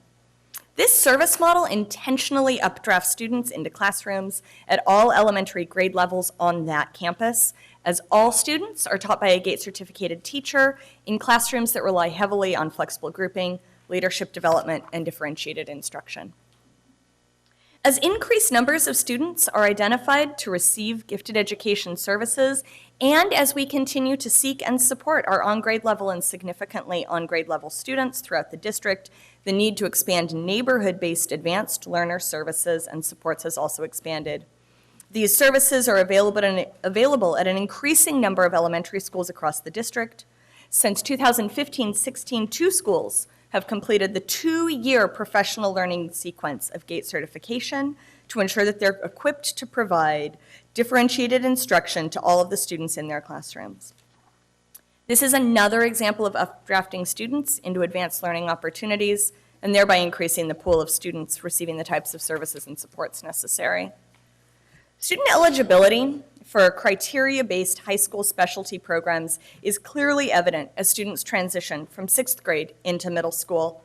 This is a critical milestone to both updraft our on-grade level students into advanced learning opportunities and to provide academically supportive environments for our significantly on-grade level learners in service of increasing the pool of students who meet the profile of those students who are eligible to attend our criteria-based high school specialty programs. Students entering middle school have an increased range of opportunities for both advanced learning and talent development, as all middle schools offer GATE classes in all core subject areas. This year's ambitious expanded learning summer program included a course sequence specifically targeted at increasing and sustaining the pool of students who are eligible for these criteria-based high school specialty programs, as that eligibility is determined in the 8th grade year. This summer's program is intently focused on supporting students' argumentative writing skills, critical reasoning strategies, and through Khan Academy, preparation for college entrance exams. One of the questions pressed by the achievement gap as seen in this slide is for those student groups where we see a low percentage of participation, why are those students not present despite being invited to participate? The range of criteria-based high school specialty programs offer students and families the opportunities to select the kind of program that best meets their needs and talents. The slide here addresses those programs with entrance requirements, specifically at comprehensive high schools in the district. There is a wider range of pathways available to those students who enter high school significantly on grade level. It's fair to say that an 8th grade student who meets the academic entrance requirements for one of these schools most likely meets the academic entrance requirements for all programs listed. Importantly, dual and concurrent enrollment options are available to our students. These offerings, alongside international baccalaureate, such as the programs at Burbank and Kit Carson, and advanced placement, ensure that students are experiencing the widest array of options prior to leaving high school. Criteria programs at West Campus, McClatchy, Rosemont, and Kennedy ensure that students enroll in a significant number of honors and advanced placement courses. In your materials today, you'll note there's a draft of a trifold brochure that details in family and friendly ways the criteria-based specialty programs per your request. Since 2014-15, the range of AP courses available to students has significantly expanded, with additional courses and course sections being offered each academic year. Each course enrollment is a mile marker for students when considering the array of choices that will be available to them beyond high school. As Dr. Taylor illustrated earlier, the number of AP courses a student has taken, along with the number of AP exams on which they scored a 3 or greater, impacts their eligibility at the most competitive colleges. As advanced and high-achieving students seek to secure college admissions placement in an increasingly competitive market, it's vital for them to demonstrate having taken this kind of advanced coursework. Through the consideration of mile markers that have been laid out this evening, we're better able to understand not only who our significantly on grade level students are, but also the ways in which programs and services are laid out along those mile markers to support their academic needs. Amongst other steps, it will be significant to reinforce these mile markers both in the elementary years and as students transition into middle school and high school to ensure that programs and services are best matched to offer students the greatest number of advanced academic supports, thereby enabling them to graduate with the greatest number of post-secondary choices from the widest array of options. This is illustrated in the first bullet point, broadening the continuum of services available to students early in their educational career.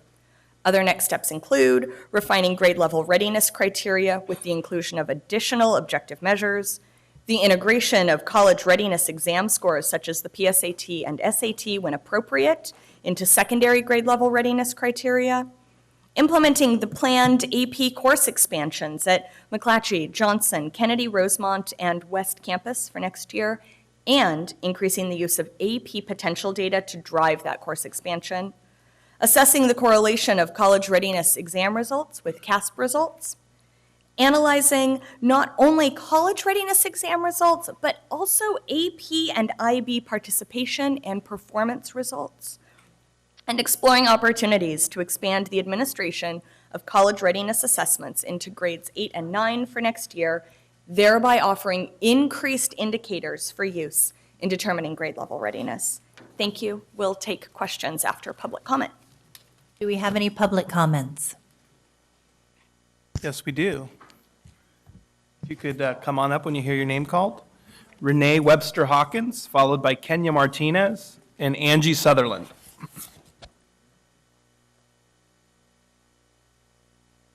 Evening, President Ryan, Superintendent Aguilar, members of the board. Of course, you're going to know that I'm going to say, where are the students with disabilities? I trust that some of my colleagues behind me are going to address that more squarely. What I'd like to address with you in my short time before you is that this initiative is fabulous, having one kid who's gait and needs, woe be his teachers who will keep him occupied and so that he can have his bottom in the seat as long as he needs to. But also, it's an opportunity to address the niche of students either with disabilities or perhaps they've formerly been identified as a student with disabilities, and because of the services they've received, maybe now they're only on a Section 504 accommodation plan. Maybe they've never been identified because they have something sometimes referred to as stealth dyslexia, or they're twice exceptional. And these are the kids that are academically and cognitively so bright that they've already learned by second and third grade to cope and figure out how to navigate. But then in middle school, when the academic rigors get tough, maybe there's some cracks in their coping mechanisms, and you might start to see the Matthew effect, and might start to see their achievement in school decline. I would ask you not only to disaggregate this data in this initiative by students with disabilities, but students who may be identified as learning differently, because I think you're going to be able to see how those early interventions can keep kids who are bright in first and second grade and then somehow mysteriously start to flounder in their middle years. Maybe you'll see a trend there, and you'll be able to start to understand how addressing the special needs of those kids that either are twice exceptional or have stealth learning disabilities actually can be supported and keep in that rigorous academic environment with some slight modifications or differentiations. It's an important group that may be being lost in the gaps. Thank you very much. Thank you, Renee.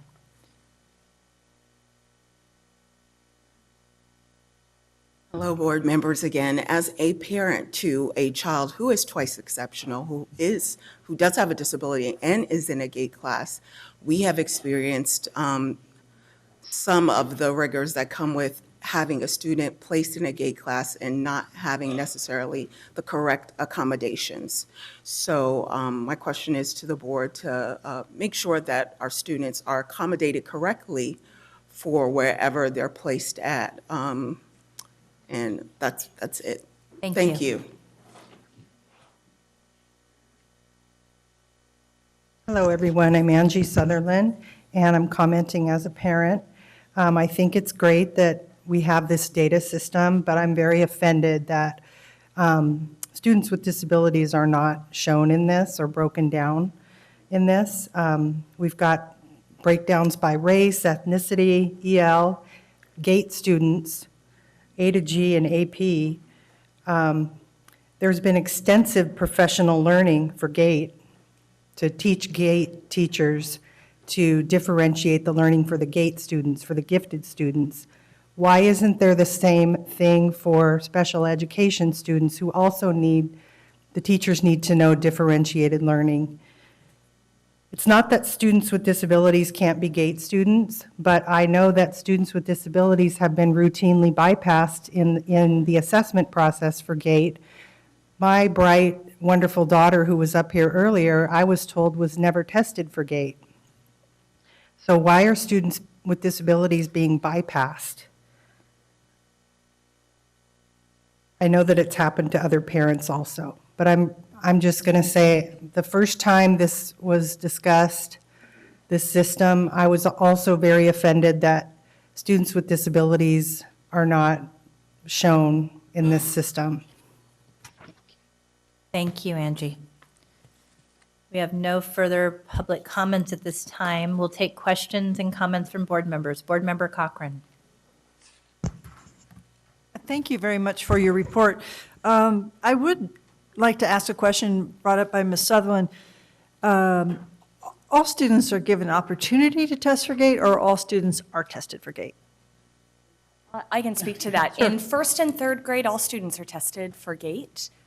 Are tested? I'm sorry, I didn't hear that. Yes, in first and third grade, unless they've been opted out by their parents. Okay. So now that is a relatively updated practice. It wasn't until the 15-16 school year that we began universally screening in third grade. Okay. But I'd be glad to look into that family-specific issues and see what I can discover. Right. I'm not sure Ms. Sutherland has her child in our district this time.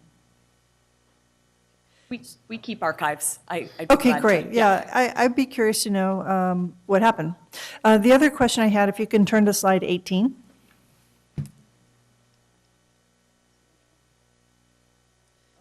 There we go. There it is. So I'm the trustee for the second school on the list, David Lubin. And about 4 years ago, it was noticed by several parents that there was a disparity in the GATE program. When the kids lined up for school, you could see all the white students lined up, and you could see all the brown students lined up, and they weren't in the same class. And it was identified that many of the classes that had most of the white students were GATE classes.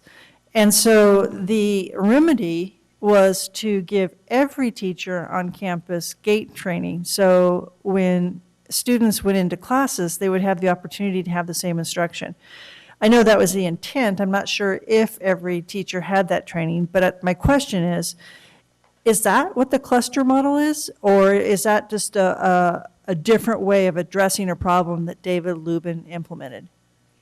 So the cluster model is a complex model for providing services, and in Sac City, our ask has been that if a school is implementing the cluster model, that all of the teachers on that campus will participate in grades 2 through 6, will participate in the professional learning provided by the GATE department.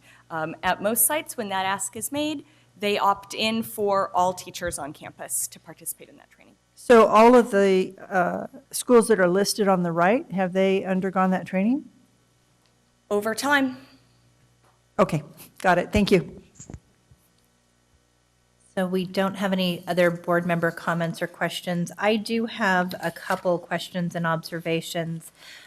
You spoke of the adjustments to ensure that we were being more inclusive and less exclusionary around our GATE process for screening in 2015. I don't think that we saw a slide that illustrated the pre-adjustment to the screening process and the post-adjustment to the screening process eligibility. I know we did see a slide that shows by breakdown by ethnicity the current eligibility pool. But when you said that we saw gains, what were those gains? From the changes from 2015 to today, how have we seen a closing of the achievement gap or a evening of the eligibility pool? We'd be glad to provide that to the board. So you don't have that right now? I'm not. Okay, no, can't. that's fine. And then my second question is, because frankly, we changed the policy. Now the question is it having an impact, right? The second question I have is around the number of eligible students. We talked a lot based on the data that we saw, and what we know is a huge gap in African American achievement.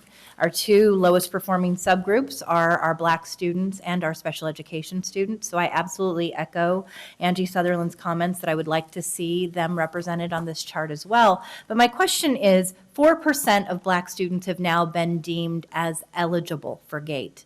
What is the drop-off between those who are deemed eligible and those who are enrolling in the services? You talked about, students taking advantage of it unless they potentially opt out. But I am interested because I see very savvy, tend to be a little more affluent parents that consistently try to find a way to get their students into GATE programming.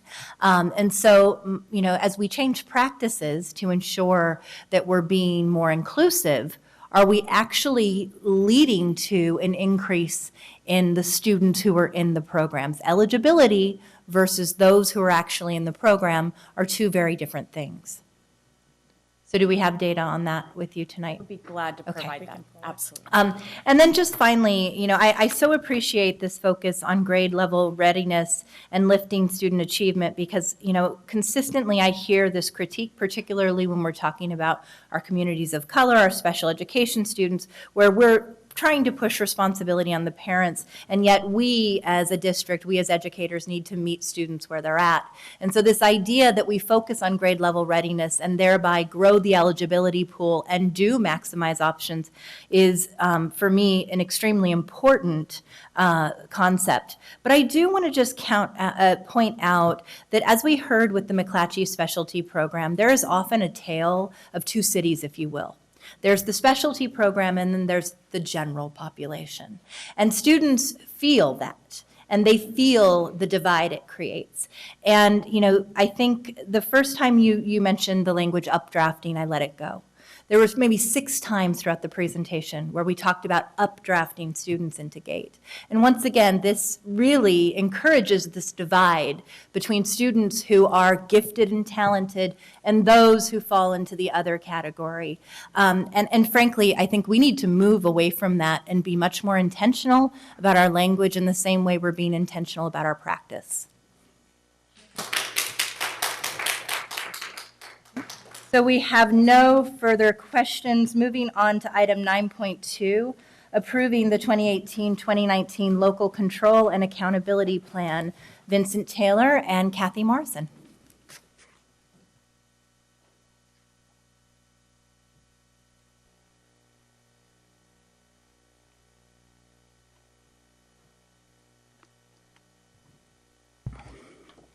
Last board meeting, the LCAP was presented as a public hearing. Tonight, we're asking you for the approval of the LCAP. Ms. Kathy Morrison, CIPSAP, and LCAP coordinator will present the presentation. Thank you. Thank you. Good evening, Board President Ryan, Superintendent Aguilar, and board members. I'm Kathy Morrison, the LCAP and CIPSA coordinator. At the conclusion of tonight's presentation on the LCAP, we will ask the governing board to approve the 2018-19 Local Control and Accountability Plan. California Education Code lists these conditions for adopting the LCAP. The LCAP Parent Advisory Committee and the DLAC, as the English Learner Parent Advisory Committee, have presented their comments to the superintendent. The response to these committees are supported by information from many different departments, and the response is very close to being finalized.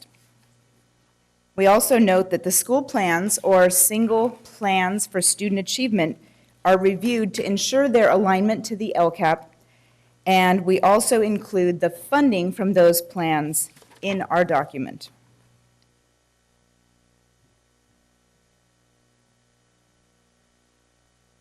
The guiding principle and core value is a moral call to action for our district as it recognizes that our system is inequitable by design.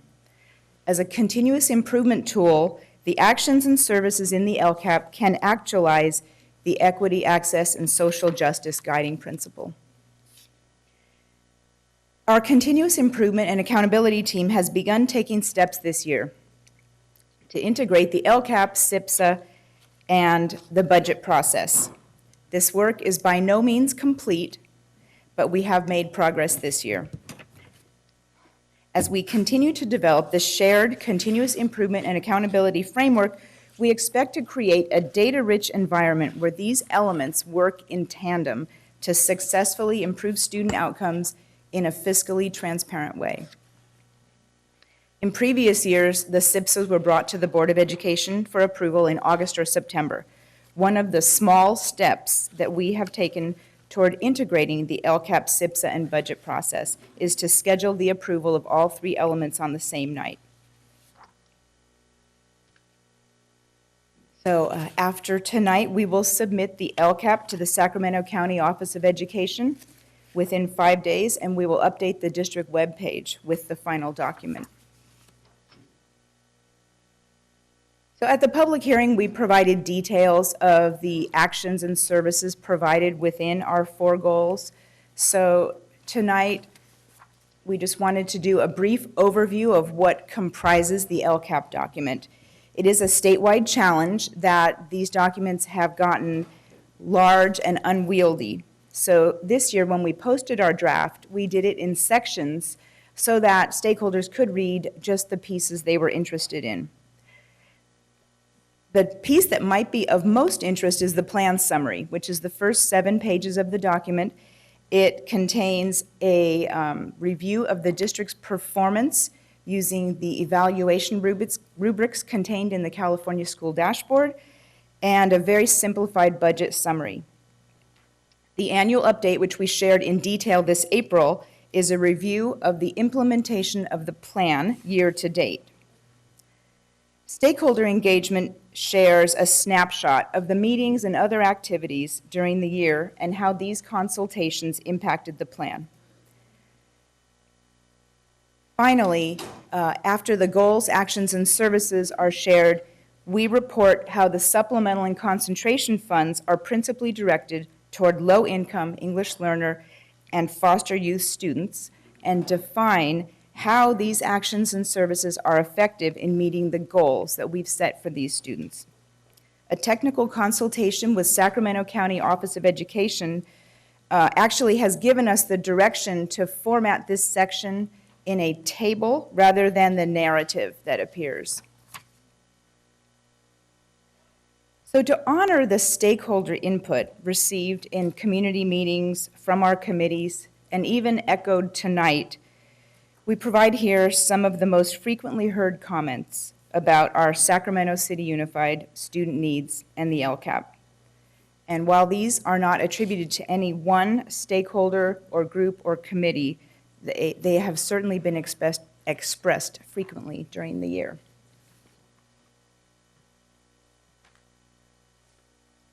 Since the public hearing, the changes to the LCAP have been minimal.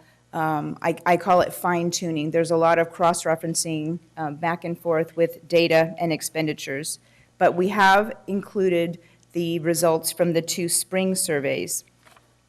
The standards implementation survey will be reported as one of the local indicators on the California School Dashboard in the fall, as will the climate survey. So wrapping up, we wanted to summarize the year in 2 ways. Our milestones are things that we felt made minor progress in making improvements. So one was the annual update, which received lots of participation from owners of actions in the LCAP so that our stakeholders could read exactly what funds and what actions were being performed. The school climate survey this year almost doubled the response. We had 1,600 more students, over 1,500 more parents, and 400 more teachers. While the data in the school climate survey that's shared in the LCAP is limited to perception of safety and connectedness, a full report on this survey will also be shared when we add the local indicators for for the California School Dashboard. So on the other side, thinking about our improvement, Mr. Harris and I have talked about some beginning steps that we think we can take to improve our process for next year. Having a stakeholder engagement calendar available early is one. Also in response to community voice to start discussion around the LCAP earlier. We're already planning a September meeting so that we can share data from the summer. And finally, after the LCAP is adopted, we'll submit the LCAP to SCOE. SCOE then either approves the plan or requests clarification. Must happen prior to August 15th. We want to make a note that the 5 dependent charter LCAPs will also be submitted to SCOE by July 1st. And we will ensure that we translate the final LCAP and supporting materials into our threshold languages. And I'm just noticing I left Vietnamese off, but that is one of our languages for translation. So at this point, I will pause. Do we have any public comments? We have 5 cards. Please present yourself as you're called. Renee Webster Hawkins, Angelo Williams, Cecile Nunley, Karen Sweat, and Liz Guillen. Please come on up.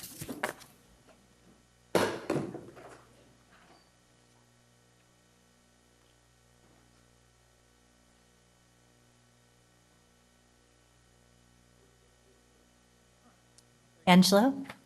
How you doing? So good to see you. So I just have, again, some suggestions for you. I wear another hat, so Deputy Director of CBHM, but also I'm an executive board member for the LRCFT, the Los Rios College Federation of Teachers, Local 2279, so I'm an instructor. And I'm also a union member. And I want to emphasize the central role of teachers. And I want to suggest that more professional development dollars be spent with the teachers.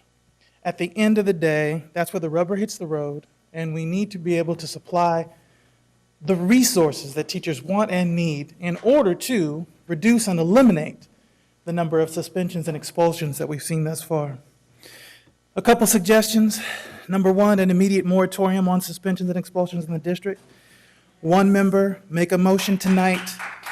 Your current policy is doing harm, so just end it. And you can say, look, we're going to suspend it for 3 months, 1 day, 25 minutes, whatever. Just suspend it today, right? Set a timetable to draft a new policy. Number two, draft a new policy that's co-created by African-American male students and all students. Remember that student-level input will increase compliance, right? The focus on restorative justice is important, but also remember that compliance increases through incentives, right? If students have incentives for the right behavior, then that could be something. You have to reinvent the policy because suspension and expulsion policy is outdated. It's centuries old. It's an old technology. It's old social science. It doesn't work. We know that. And again, in the LCAP 3 things, there's $303 million for teachers, infused teachers and student-centered professional development for restorative justice. You spend $3 million for school counselors, spend it on trauma specialist services of some kind. Number 3, reduce the safe school director's salary of $170,000 to $160,000 and use $10,000 on implicit bias training. That's the Stanford IAT test. Thank you. Thank you, Angelo. And I'm happy to help in any capacity to work with you to get this done.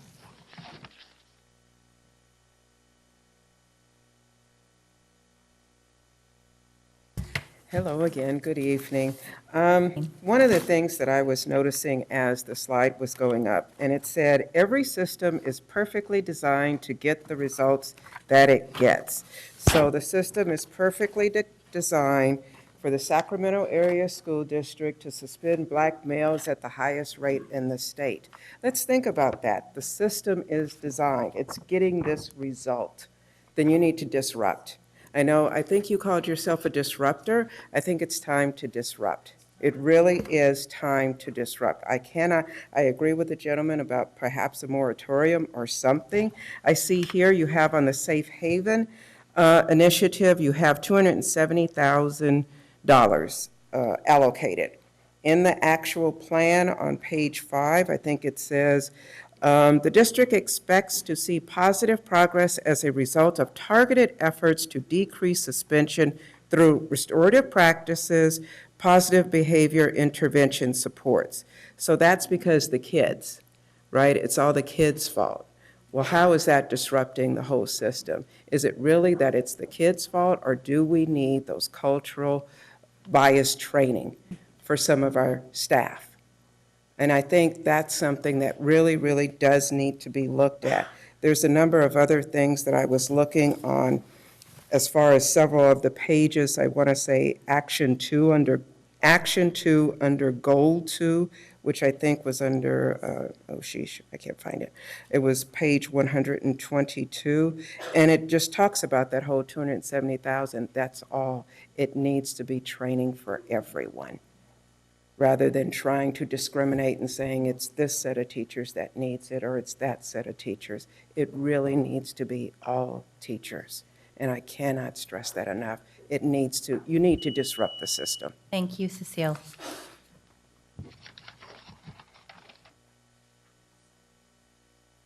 Karen? Karen Sweat, Making Sense Work. First of all, I'd like to again commend Kathy and her team for all the work they've done. There's a lot of really good to be said about the plan. Of course, there's always areas that need improvement. But I would like to actually ask a question, and I have to reference back to the consent agenda, agenda item 11-1G. $403,000 has been approved earlier for ELD materials. Will this be in the LCAP? Will it be in a revised LCAP? Will this be a testament to the fact that the LCAP is a living document and changes as needs arise and as more funds come into the district? I can only imagine that this $403,000 is not included for EL materials, so it seems to me in order to have a comprehensive plan, we should be able to see at some point this included in a revised plan, which brings me to the next question. Is there a plan for regular presentations of the revised plan as we move through the school year? Thank you, Ms. Sweat. Ms. Guillen? Good evening, Superintendent Aguilar and President Ryan and the board members. I'm Liz Guillen with Public Advocates. I put together comments that members of the Community Priority Coalition identified as things that they wanted to try to lift up. We know that the timing of this process is not ideal, and it's difficult between the first draft and the final draft to get everything right. So there were just a couple of things that we wanted to really lift up. And one of them, of course, is the suspension issue. That's an issue that was raised from the very beginning of LCFF and from the very first meetings with communities of color in this district when we began to work on the LCAP. Our initial analysis shows that the LCAP does contain more funding for services and actions, and for that, yay. But the description of these services and actions says unchanged. That's really not acceptable. We disagree that doing more of the same is going to result in an improvement. We want to revisit these plans. We want to make sure that stakeholders are brought in the same way that stakeholders were brought in around the graduation task force, for example. We want to be able to talk with the people, the departments and divisions in this district that are responsible for this, and we want to be part of the conversation for continuous improvement. We know that the district was to receive technical assistance from the county, and we want to understand whether that has happened, what has happened as a result of that, what is the result of those conversations. As you know, we want to collaborate. I made sure that everybody got a copy of this letter. It was as I say, difficult to put it together in the time, and I will send you an email version of it as well as the CCs. I hope that you will engage with us in the spirit that we share it with you. Thank you. Thank you so much, Ms. Guillen. My apologies, Board President Ryan. We do have one more comment from Allegra Taylor. Okay.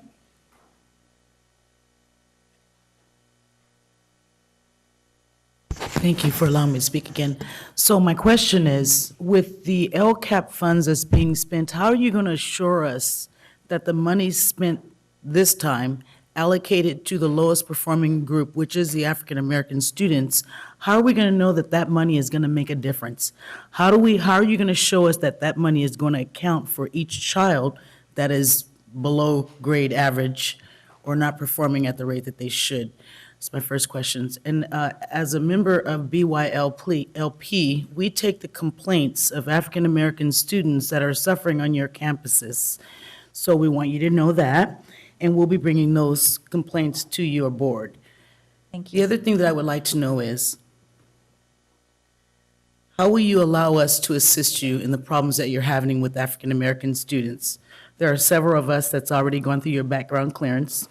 We want to have access to your schools. We are already on some of your schools, and we want to be a part of the solution, because obviously it does take a village, and you guys obviously need some help.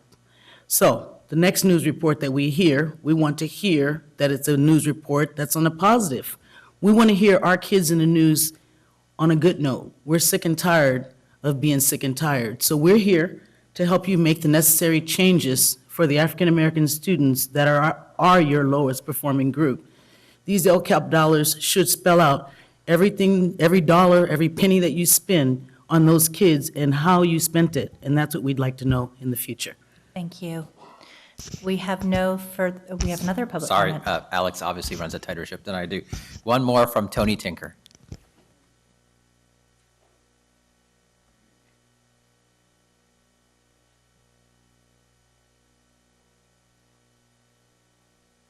Good evening, Superintendent and the board.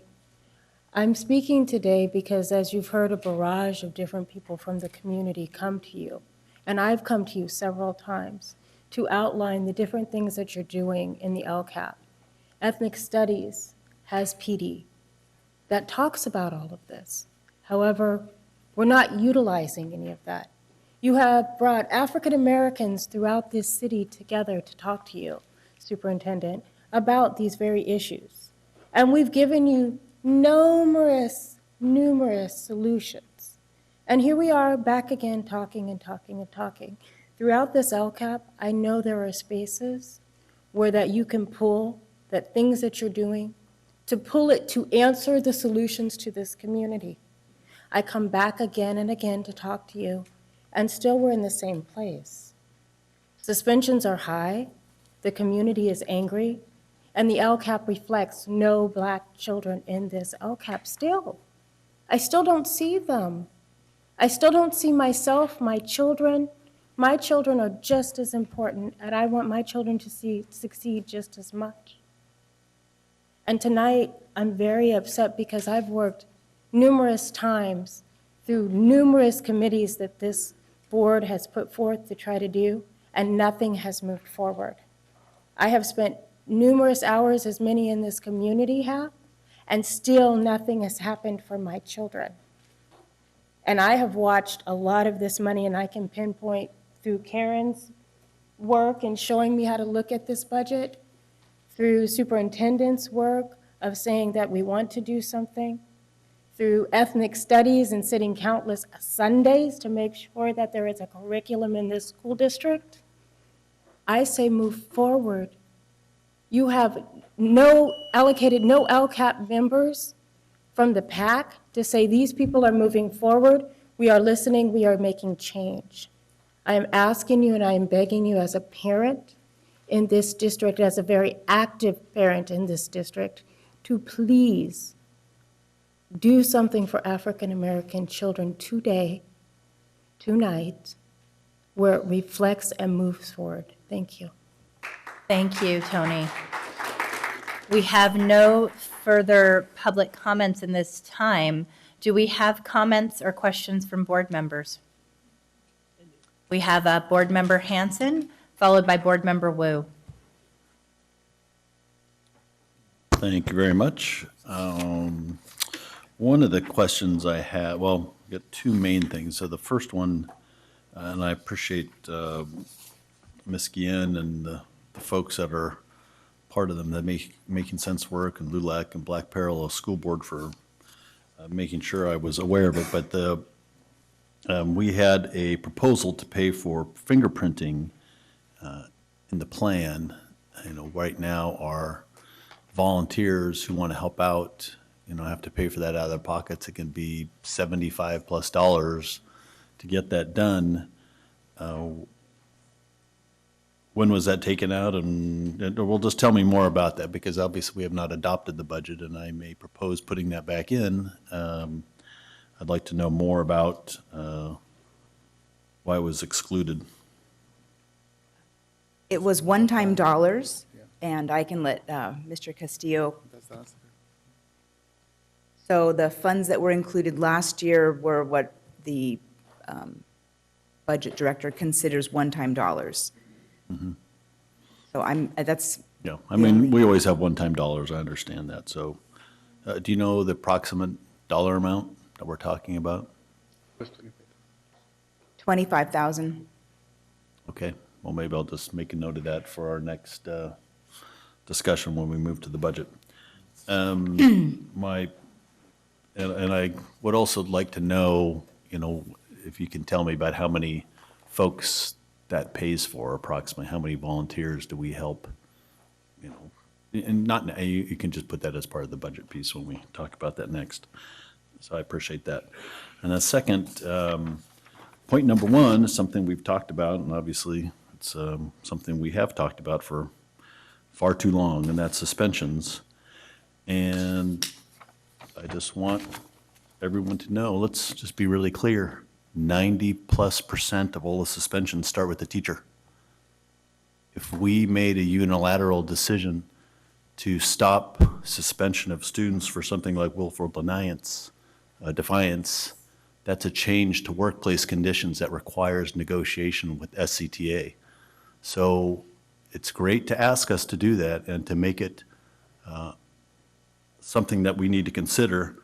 I urge you to talk to David and John back there and negotiate with them and see if we can come to some sort of an agreement on that.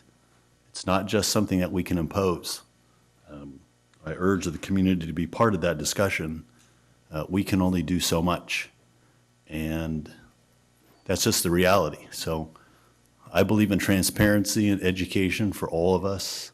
So let's just all be clear about how, you know, what the law is, and that we can only do so much. So we need your help as a community to talk to our labor partners as well to help us solve this problem, so we're not continuing to just talk about it month after month and year after year.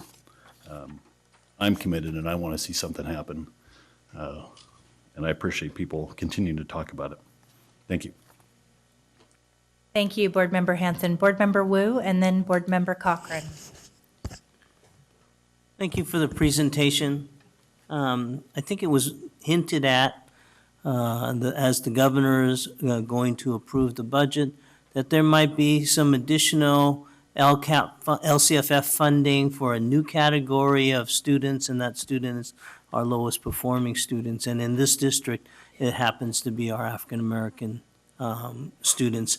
And so if that money comes in when the budget is passed on or before June 30th or immediately thereafter, will we come back with a revised LCAP, LCFF, and spending plan for those additional dollars that we will be getting for those children?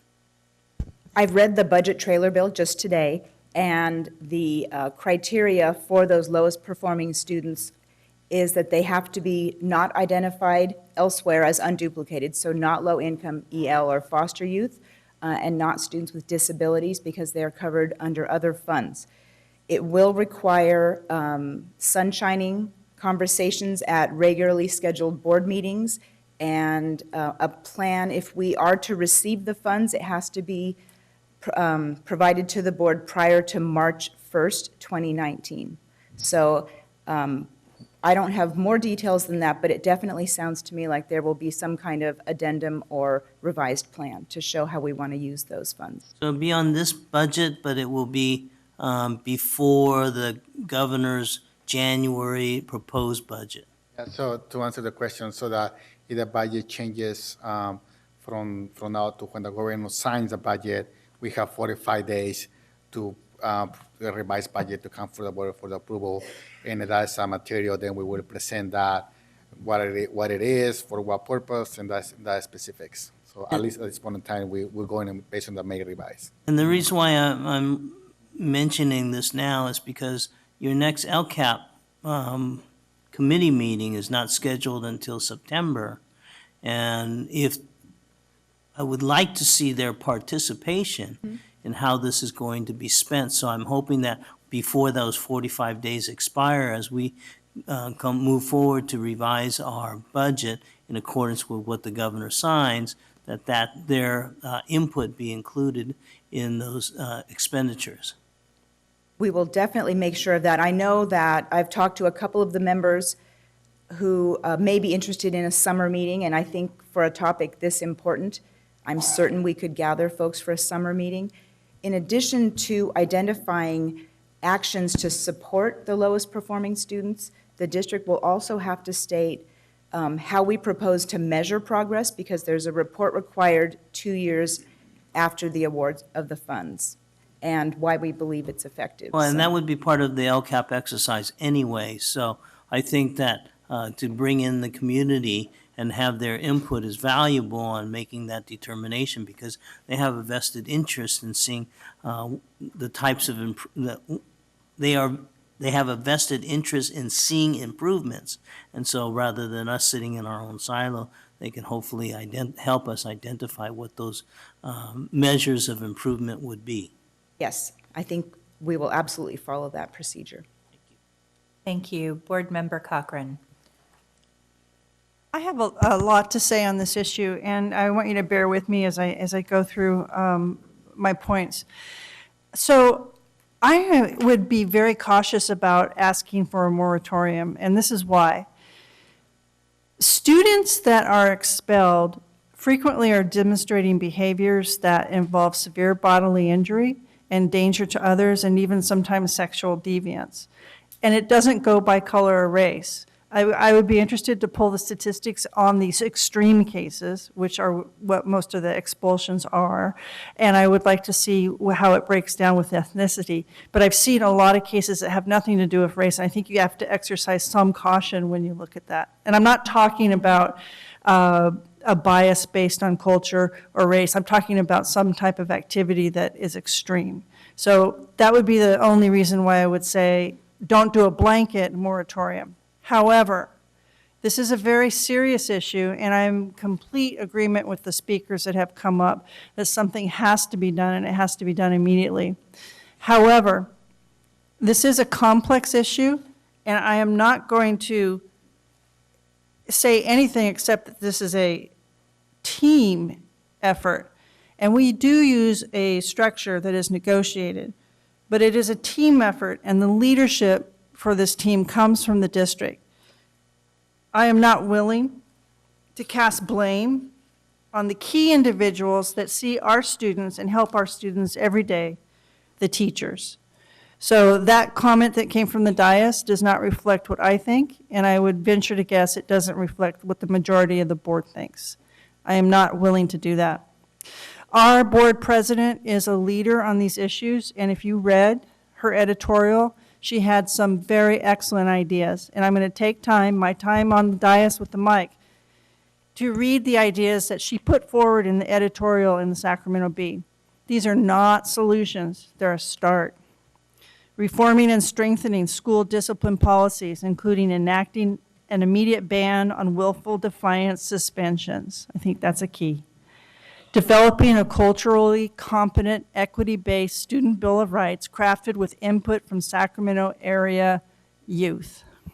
Scaling restorative practices and positive behavior interventions district-wide. Offering training and support in culturally responsive teaching and trauma-informed practices. These directly echo the majority of comments that I heard from the speakers tonight, and this board member supports these ideas 100%.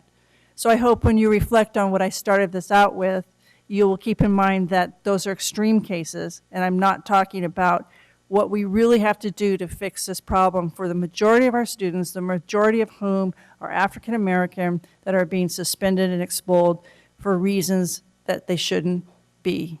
They need to stay in school, and we need to teach and help them. Thank you. Thank you. Board Member Minnick. Thank you, President Ryan. I just had one question, or I was concerned about something I heard, and I wanted to make sure I understood it correctly. It was from Ms. Tinker, and this might actually be a question for any of the members of the LCAP Parent Advisory Committee.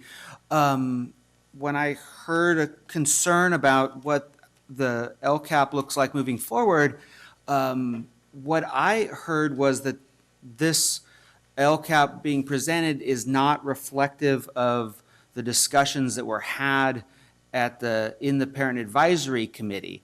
And I'm looking out to Ms. Tinker right now for a nod or a shake to see if I understood that correctly or if I misunderstood. Because if our LCAP proposal moving forward is not reflective of the discussions that this group came forward with, then I have a really big concern that it could be another checkbox situation. And so maybe, can you clarify your comment earlier? Maybe on the... Our comments, as we gave and the totality to the superintendent in the letter that went to the board and the superintendent, are there. However, there are still forms of the LCAP as parent advisory that there is a checkbox feeling to a lot of the work that we are still doing and feeling really engaged in the work. And that has to do with the cycle of improvement and being engaged in from the start to beginning. As you talked about doing the SIPSAs together, the parent advisories have to be in there as well. We have to be in that same cycle working together from the beginning so that we can push back and give feedback back that reflects what's coming and going from the board. You know, we're having a conversation in a room with Kathy amongst ourselves. However, when we met with the graduation task force, that became a larger conversation with different voices and input where we could effectively play into things like summer school. Effectively, we look at it much differently than how the graduation task force looked at it and even how some of the board members look at it. So when I said that, I'm making the comment that we need to be at the beginning to the end, from A to Z, to be able to reflect and be able to pace with this in a true manner that you're asking us to do. And a lot of times, many of us feel like that's not the case. We're coming in stops and starts and coming from ground zero to, high level in a short amount of time and then being asked to make comments. While there are some of us who have remained on the LCAP for a couple of years, that's not true of everyone. So if we're going to do this process, all I have been saying is to do it in totality and complete and make the system a system that works. I really Thank you, appreciate your Tony. clarification. If I could just, a year and a half ago, or maybe a year ago, I was really uncomfortable with the way the LCAP process had worked. And Tony, you know that I, asked for a convening of you and some other PAC members kind of early on in the superintendent's time here. And I think that because of that and because we had that discussion, this time through, we saw a very different process of LCAP. And I feel like, so I'm hopeful that you do feel like coming out of this that your voices were heard and we were able to create a document or an LCAP budget that is more aligned with the group than we had in past years.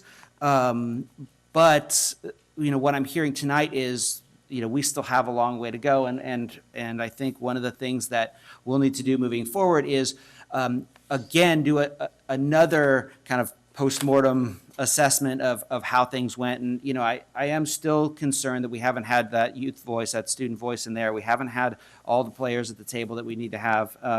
So I think that we're 100% better this time than we were last time, but we can be another 100% better next time. So I really appreciate your honesty, and I see some nods from other members of the PAC too. So I appreciate that. So just knowing that we are where we are now, but this gives us some direction for the following year. Thank you. Board Member Vang. Thank you, President Ryan. So I just have a few questions, because I know we have other items on the agenda. Kathy, first, I just want to thank you for all your hard work on the LCAP. I know that LCAP alone itself is a beast, and it's, I think we've improved every year, but there's always more room for improvement. I wanted to follow back on slide number 10. We had listed what we've heard from community members on specific action items that we may want to see. So, for example, specific actions to improve outcomes for African American students. And I know the LCAP PAC, identifies suspension as a problem. And I know Ms. Guillen came up here and talked about how when we talk about the LCAP action, it's unchanged. So I want to understand maybe what happened. Is it because in the LCAP PAC conversations, were there not specific actions that was identified? If it was brought up in community meetings, I want to know what was the disconnect for, just listing unchanged action. So if you can speak on that.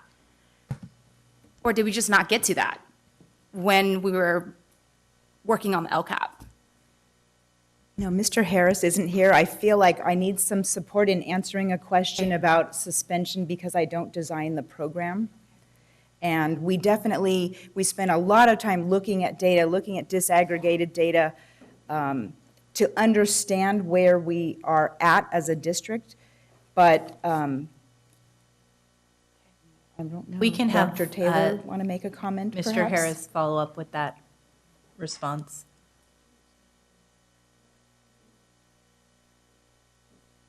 I guess my question is, right, the LCAP is supposed to represent what the community wants to see, right? And on slide 10, it talks about how there are specific actions, right, to improve outcomes for African American students.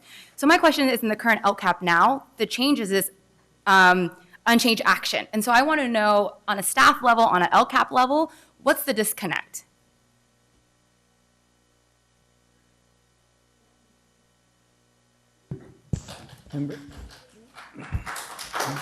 President Ryan. Go ahead, if we should Superintendent Aguilar. I think you're going to answer the Well, question. I'll just echo what Member Minnick said. Certainly I'm concerned about some of the commentary as well in terms of the involvement of our LCAP PAC and the input that they provided and the extent to which it was integrated into the final plan or not integrated into the final plan. I, of course, will commit to look into that central question. I'm as concerned as Member Minnick is, so I'll follow up on that. Any other questions, Board Member Vang? No, that's it. Thank you.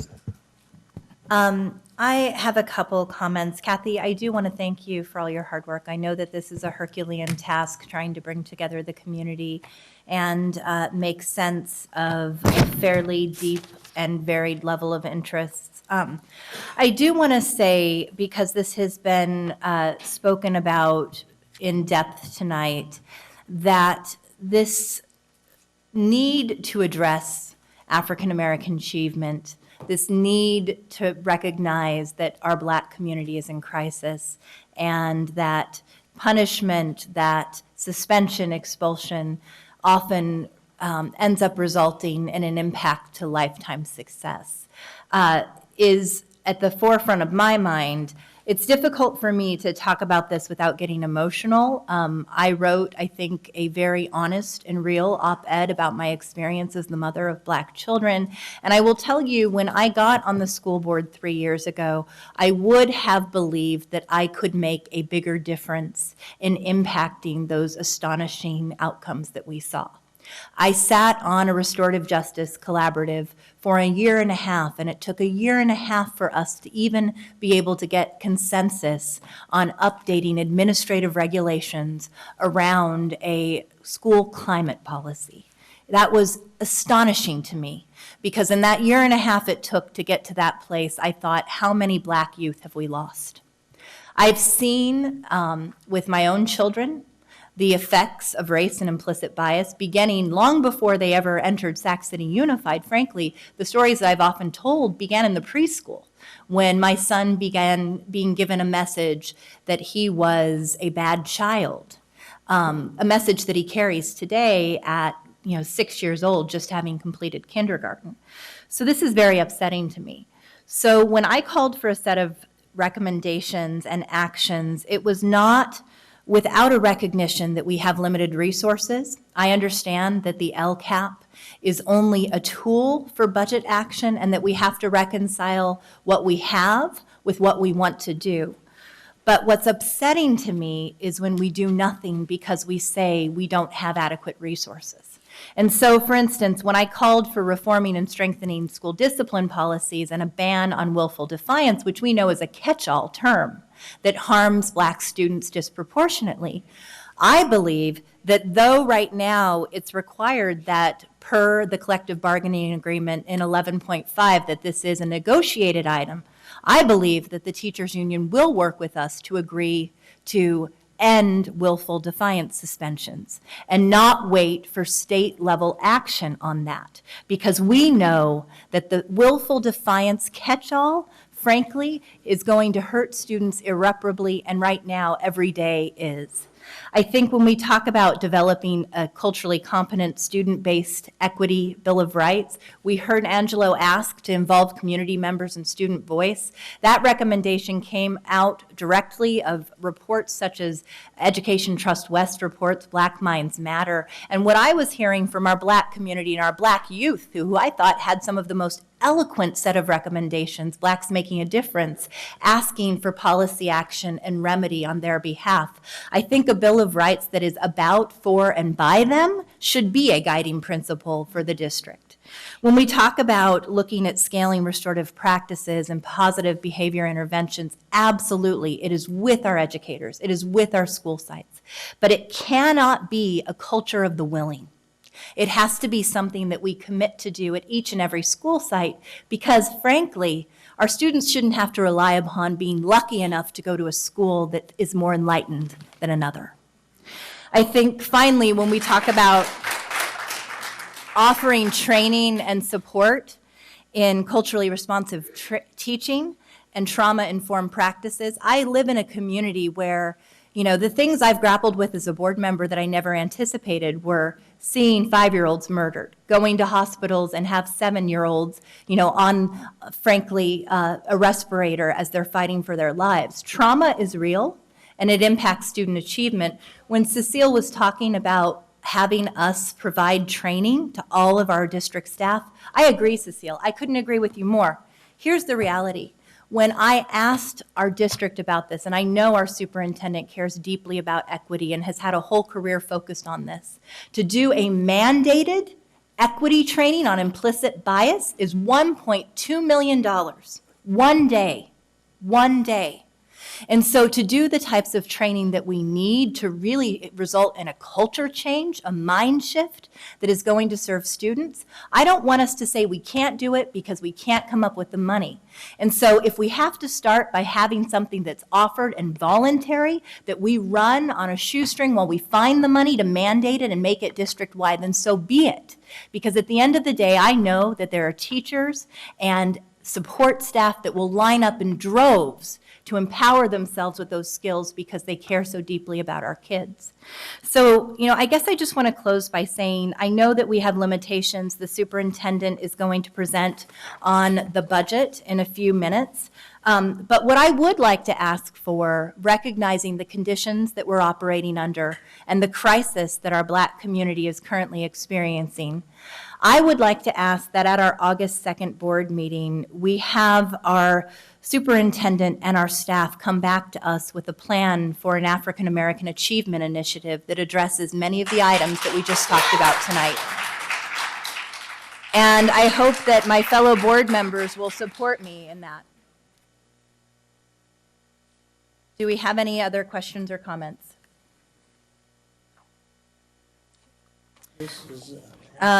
Moving on, this is an action item. Can I have a motion? I'll move.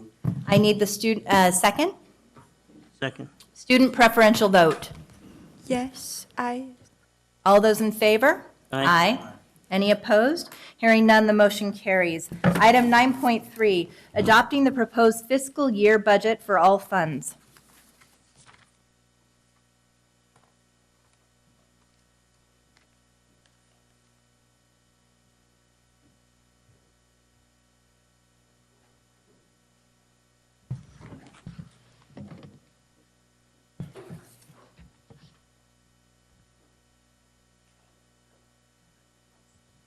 Thank you, President Ryan and members of the board.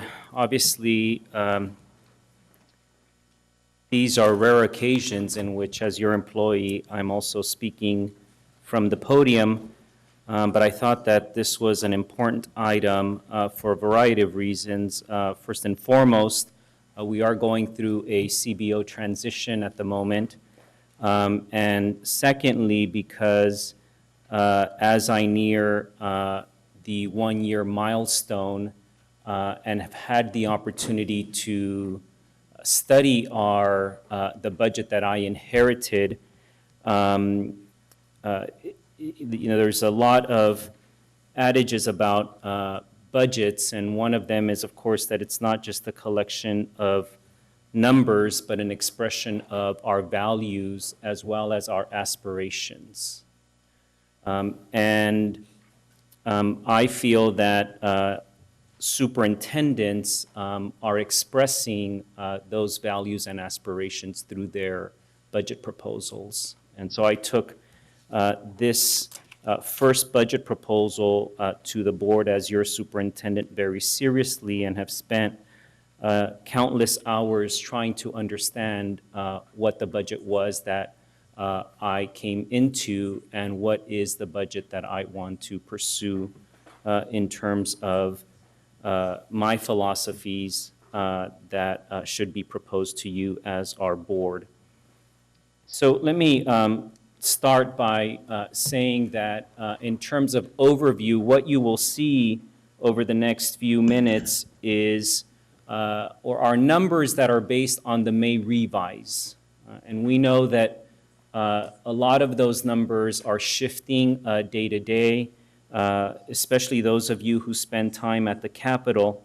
But nevertheless, our county office does advise us that we are to use the May revised numbers at this stage.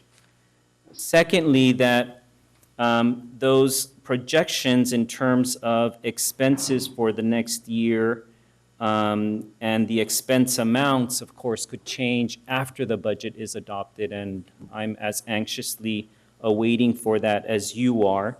That we have 45 calendar days after adopting our budget, today's June 21st, based on the governor's final signed budget, and that in the interest of transparency, and given the fact that I am not a CPA, and I've not been a CBO or a CFO, that I would like to also recommend that we commission an independent financial audit of the district as well.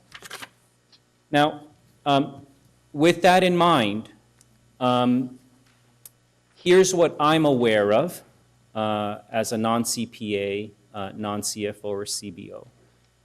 And that is that currently our revenues for the following year are projected, again, based on the numbers that we have access to be about $531 million.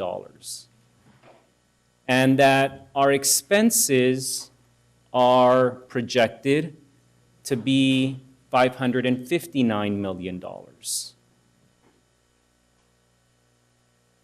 That we all are aware that in his final year, Governor Brown has fast-forwarded the LCFF funding to us 2 years ahead of schedule, and that as a result, this year, we will project to receive about $22.5 million in LCFF resources simply by looking at the proposed ADA and multiplying it by our current student population of about 38,000 students or so.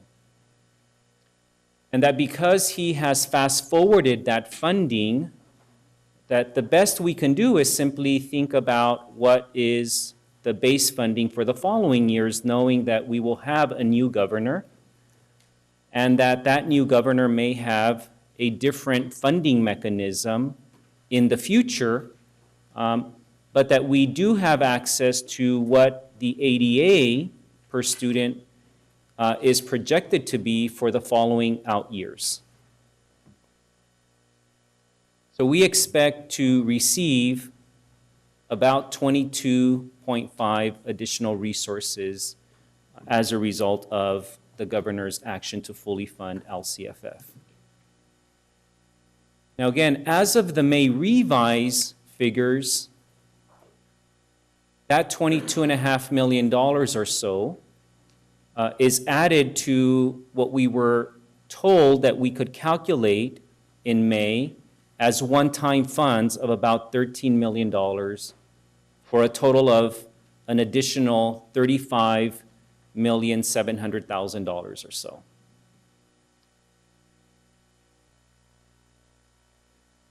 Well, we do have obligations as a district, some of which we don't have control over. And those include increases in LCFF funding, but contributions that we are making to a number of our programs, including our child development program, where we are going to be contributing about $650,000. Routine repair maintenance contributions of about $880,000. Special ed in about the amount of 1.4 beyond what we receive. Health benefits, which we are projecting at the moment to be about 3%. OPEB contribution minimum payment of $3 million. Step and column, per STRS, and the total of all employee compensation agreements. That, as you saw earlier, is a higher expense amount than what we will be receiving in additional resources. Again, in terms of just projections, none of us hope that this will be the case and that the new governor will have a different set of philosophies that might bring the funding that we receive more in line with the obligations that we have with respect to expenses. I do want to say that in the spirit of transparency, each of the slides that have a data source over the next couple of days will be hyperlinked and on our website as well. If we carry that $22.5 million plus the one-time as of the May revise, totals about $35,700,000, and we look at these obligations, which total the following. We are projecting that our step and column for certificated will be about $2.5 million. Our step and column for classified will be about $645,000. Projected health increase of 3%, 2.2. STRS, 6.7 million. CalPERS, 2.6. The increase that I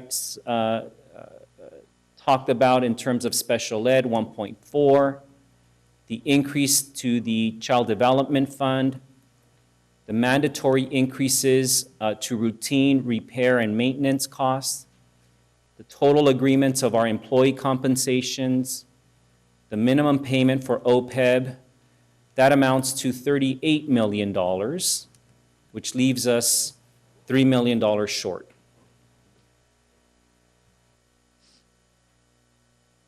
Of course, you know that these obligations around pensions are real and that we can project these out. And those projections show that we will be contributing more resources for CalPERS and CalSTRS.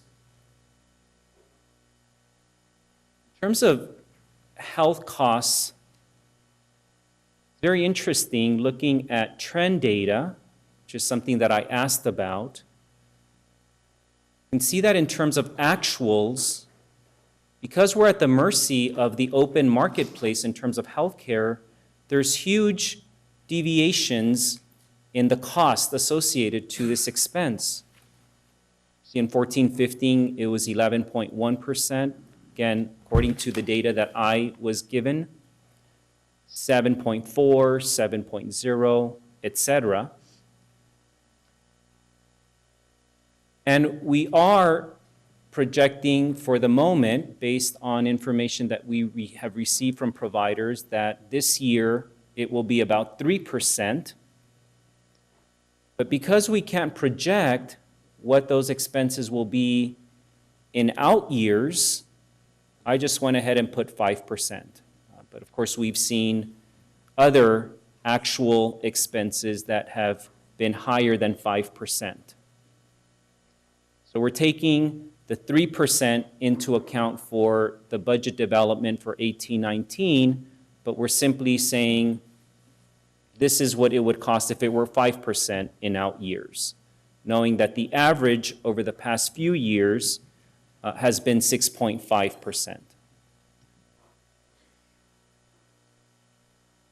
But when you look at this as a trend, again, prior to 18-19, you see that for a while, our revenues were exceeding our expenses.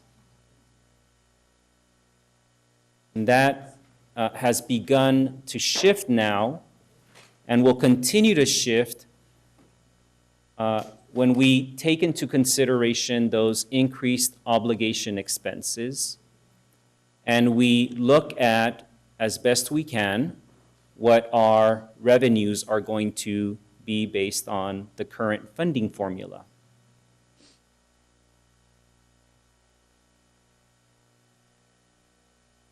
Well, what effect does this have on our reserves? We will see what the actuals are, but we are projecting to have about $61 million in reserves. Because we are essentially borrowing from this savings account based on the fact that our expenses outpace our revenues, you can see the effect that it will have on our reserves a year from now, and at 2021, falling below the 2% reserve that is mandated by law.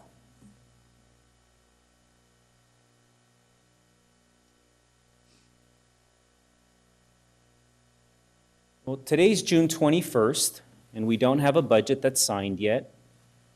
And this slide simply depicts what happens between the time that we adopt the budget and when we close out our budget year, our fiscal budget year. For the most part, you can see that the adopted revenue versus the actual revenue, our actual revenue has tended to be higher than what we adopt.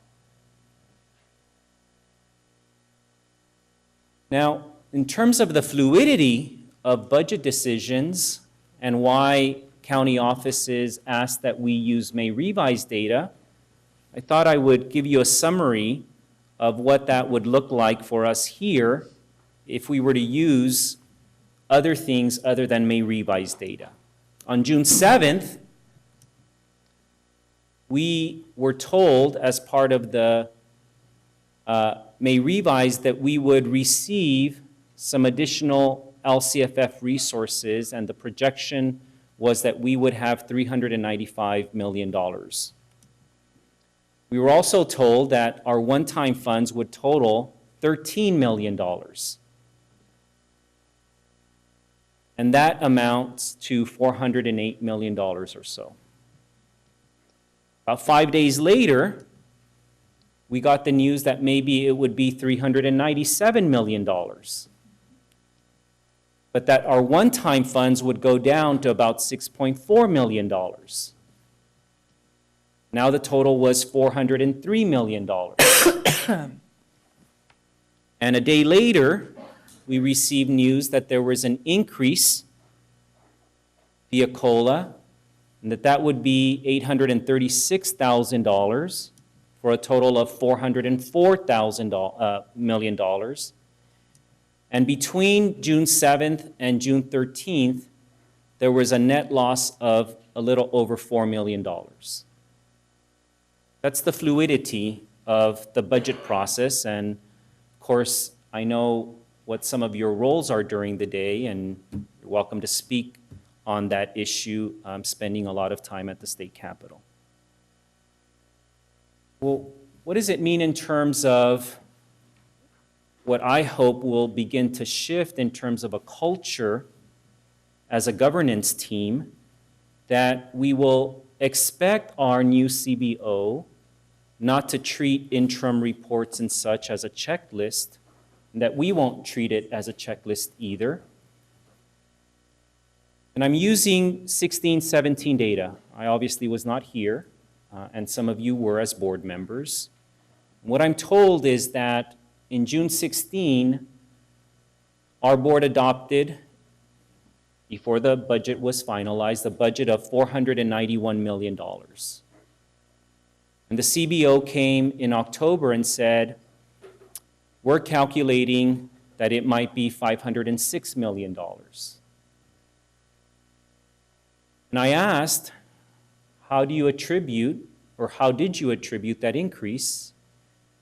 And this is what I learned. I learned that in the fiscal budget year 15-16, there was a carryover of $2 million in Title I, $11.4 million in an emergency repair program fund, and a new CTE incentive grant that probably was included in the final budget of $2.5 million. That's how we attribute the difference between 491 and 506. In January, the CBO came back and said, now we're projecting $511 million. And that was because there was an additional grant of $3.3 million, a SIG grant, and $900,000 in leases and rentals. And then the actuals showed $498 million when we closed out our fiscal year. I asked, how did that happen? And it was because there was a carryover of this emergency repair fund, which was originally estimated at 13.4. The actual revenue was 20.4 for the difference of about $7 million. There was also final ADA numbers instead of what we had estimated, which was a bit of a drop in the unduplicated percentage of our ADA. The same exact thing happens with expenses, what we project to be expenses and what eventually are final expenses. And I'll do the same exact thing. We adopted in 2016, or some of you did, projected expenses of $493 million, then went to $513 million, 511, and a total of 491. Some of it was due to salary savings in terms of vacancies. Some of it was grants that came through.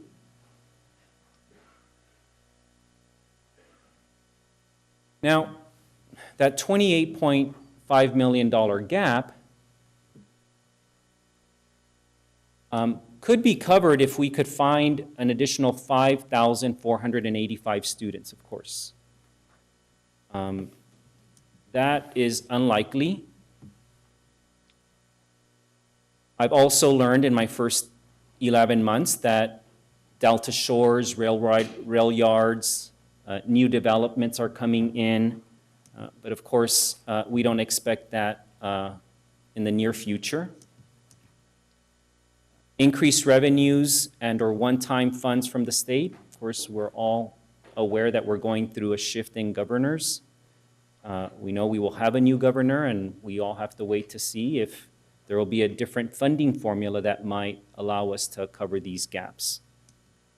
And then parcel taxes, of course, not viable for short-term solutions. So what are some options that I would propose to the board as superintendent? Well, as I've begun to talk about some of this with staff, they've said, well, look to your central office, to the district office.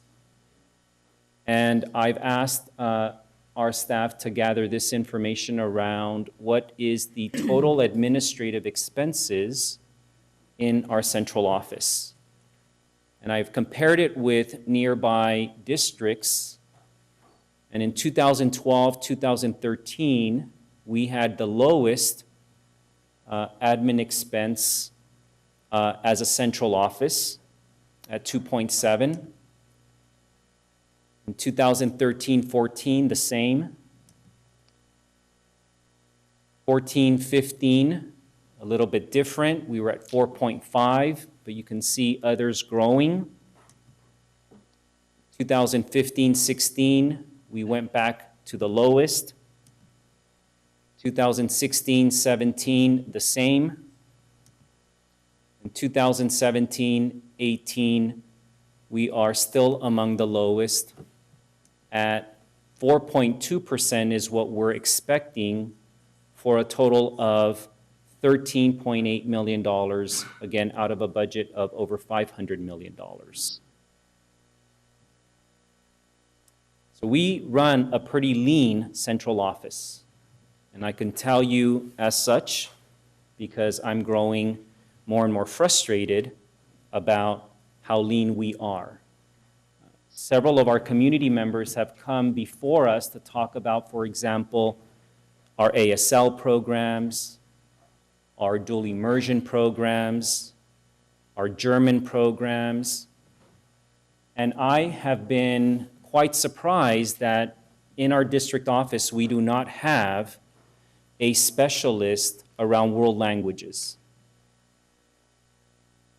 I was honored, along with President Ryan, to have been invited to view the Dolores Huerta documentary a number of months ago. And by confusion, I ended up going to the Crest Theater and saw that they were previewing the RGB documentary and couldn't help but think about the value of renting out those facilities for our teachers to then figure out how we can embed into our curriculum the stories of these amazing women. And when the Dolores Huerta documentary was being organized, I realized, after talking to our CAO, that we didn't have a social sciences curriculum specialist in the district office.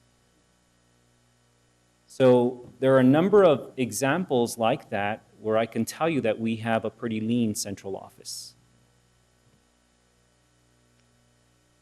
I've also asked for a summary of external contract expenses, partnerships and collaborations that we have with organizations with whom we contract to serve our students and our families and other stakeholders. And that amounts to about $2.2 million. Well, I'm not prepared in my first 11 months to look to those areas entirely to try to cover these gaps, because if we're spending about $13.8 million in the central office, a little over $2 million in external contracts, that would not make up for the $28.5 million gap. Now, this image shows how we distribute every dollar that we receive. You can see that all of it is spent mostly on salaries and benefits, operational expenses, books and supplies, and equipment. Of course, every dollar that we save is a dollar more for our students.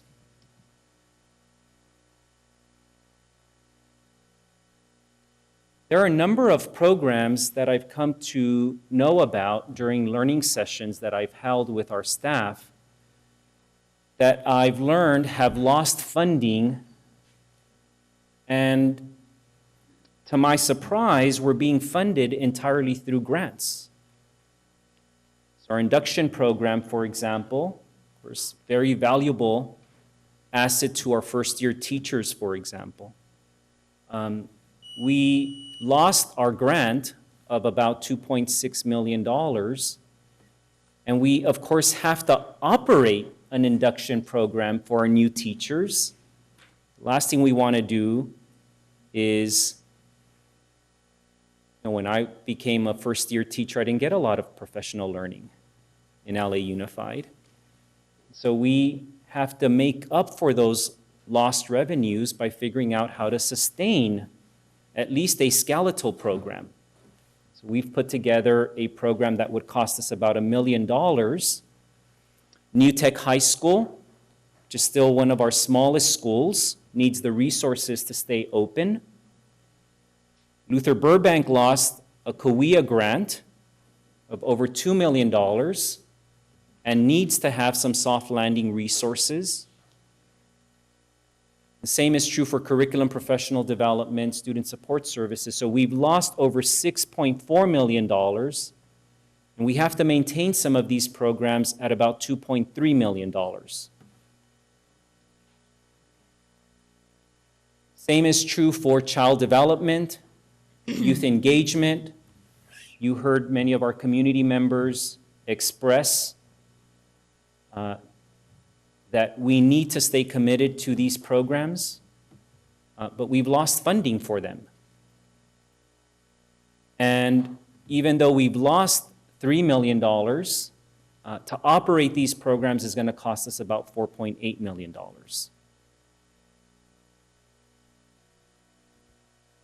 And so when we met each other 11 months ago, I was so excited to think that we would not be in a position where we were just selling a vision, that we could actualize a vision.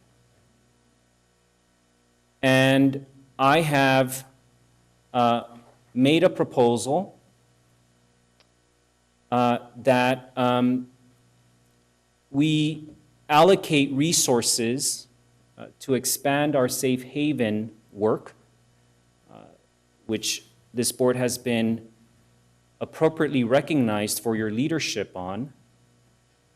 And we've talked about incentivizing some of our DACA students to pursue a teaching credential program through one of our colleges and universities, so that instead of entering the workforce, they could pursue a teacher credential program and we could offer them employment as teachers.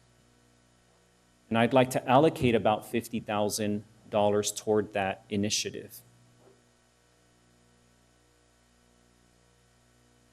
I also would like to propose that we allocate about $35,000 to expand our PSAT program to 8th and 9th graders. We, of course, already offer the PSAT to all of our 10th graders, and this year we offered the SAT during the day for all of our 11th graders. So for about $35,000 more, we could offer the PSAT to 8th, 9th, 10th, and the SAT to 11th graders. I also am proposing that we spend $136,000 to offer every student the opportunity to take an AP or IB test. You heard earlier from Dr. Taylor that we are looking to expand these programs, but I was very disheartened to learn as I was accessing these data that almost 1,200 students took an AP course but didn't take an AP test. And that, of course, is because every AP test costs $90 each. And I remember, if I could personalize this a little bit, when Obamacare came out, my parents were not low income enough to qualify for Medi-Cal, and they weren't high income enough to purchase insurance outright. And I can't help but think about how many of these 1,200 missed AP exams were from students in that same situation where $90 times 2 or 3 AP tests is a large chunk of resources for many of our parents. I also was surprised to learn that, as you heard from one of our community members, we have wonderful student leadership conferences available in this community. And we have not allocated any resources to support our students to pursue the opportunity to attend leadership conferences. Of course, we have to transport them. We have to pay our teachers, our counselors to join them. On a lot of occasions, they're taking place on Saturdays. So I'd like to propose a $50,000 appropriation toward that. I apologize that this is an outdated slide. In terms of grade level readiness initiatives, of course, we commissioned a grad task force, and we heard earlier about Assemblymember Weber's commitment to serve our lowest performing, most high at-risk youth through a bill that we're all hoping is signed. But in the event that it weren't signed, and again, until it's signed, we've actually begun to disaggregate data. If our interpretation is correct in terms of how students are being identified and how funding will flow to the districts, it suggests that it's $2,000 per student. We've identified a little over 900 students. And so we could project that we might be eligible to receive $1.9 million under that bill, but I don't think it'd be appropriate for me to put that as a projection just yet. In the event that that doesn't come through, I'd like to propose that we allocate $350,000 to support continuing to deconstruct our graduation task force recommendations and then put together an initiative for our lowest performing, most high at-risk students, specifically African American students, in much the same fashion that we try to attack our graduation rates as well. That amounts to about $620,000, and that is the most that I feel comfortable proposing to the board.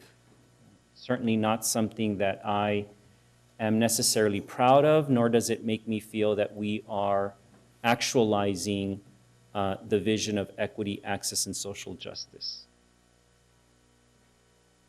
I'm also proposing some initial reductions to start getting at beginning the process of closing the gap that, again, without a financial audit taking place, is the information that I feel comfortable providing to the board. We've started an expanded learning summer program, as you know. We are monitoring attendance very carefully. As of this afternoon, 76% of the students that we had identified are attending summer school, a little over 3,000 students. It's entirely designed to help students reach grade level proficiency, or at least get closer to grade level proficiency during the summer months, as well as ensuring that those students that are performing at grade level or significantly on grade level, particularly incoming 7th and 8th grade students, as a way to diversify our specialty programs in the near future. It rests on those principles, and we had allocated $3 million in next year's budget that I would propose we look to cut for next year. We would also look to put a hiring freeze in our central office. We would not eliminate bilingual aids by any means. We are just looking to shift the revenue source to a different category, namely Title I. We've identified some cuts in the central office. We will put some restrictions in terms of travel that is not funded by a grant or an award. Reducing our mentoring of some administrators, and a slight reduction to our recruitment budget for a total of little over $5 million.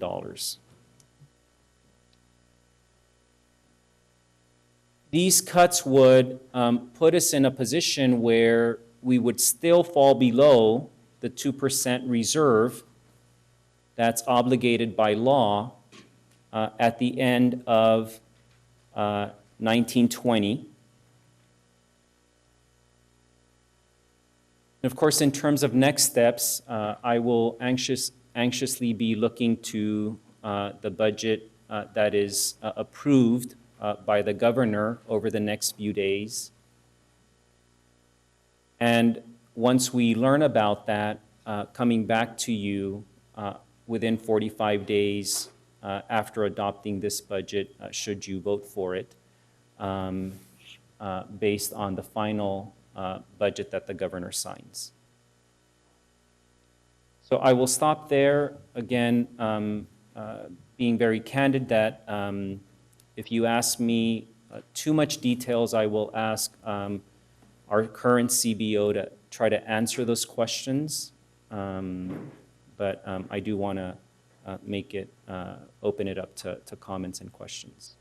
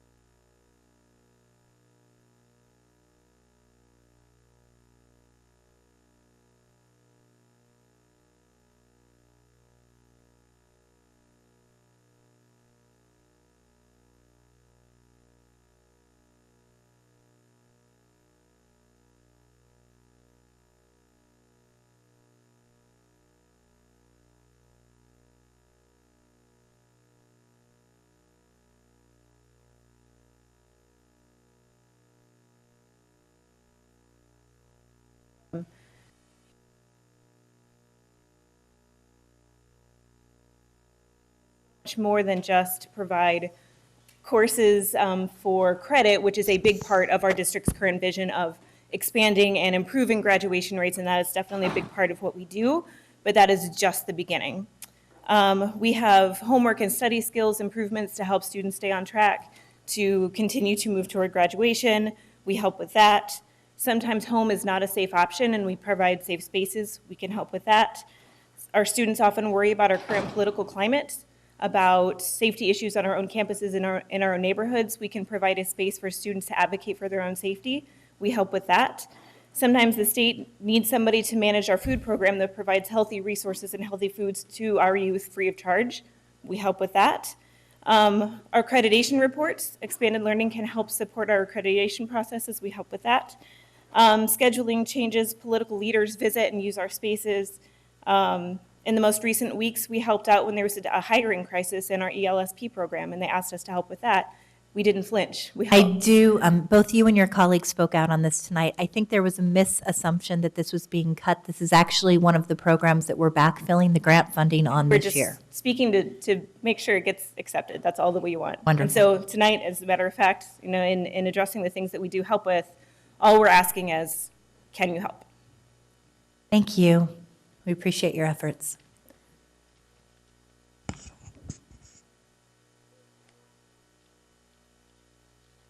Good evening, board members and Superintendent Jorge Aguilar. My name is Maria Jose Luna. I am the Assets Program Manager at McClatchy High School, and it's a great day to be a Lion. I'm here tonight to first thank you for all the support that you provided to many of the after-school programs in our district this school year. You have been helping us throughout, not just McClatchy, but many other programs as well. Your support this year helped a daily average of 370 students, McClatchy students. Your support allowed many of our English learners to improve academically. It provided students with many enrichment opportunities, such as acting, becoming certified ready-to-work lifeguards, and more. Students learned about coding, programming through our robotics class, and an average of 80 students had a safe space to finish homework, school projects, such as senior projects in what is very well known at McClatchy as the library. Students had mentors who gave guidance and academic support for 5 days every week of the year. Superintendent Jorge Aguilar, this year, I saw you many times at McClatchy, and you were able to see what McClatchy looks like after school. It looks alive. You visited specifically one of our ESL academic support classes made up of many Latinos and Afghan students receiving academic, social, emotional learning support. So tonight, board members, I would really appreciate if you continue to support our programs. You've seen the improvement in our students. You see how many students we serve every year, every day at our schools. We love our schools, and we would like to continue to keep doing this amazing work. Thank you. Thank you.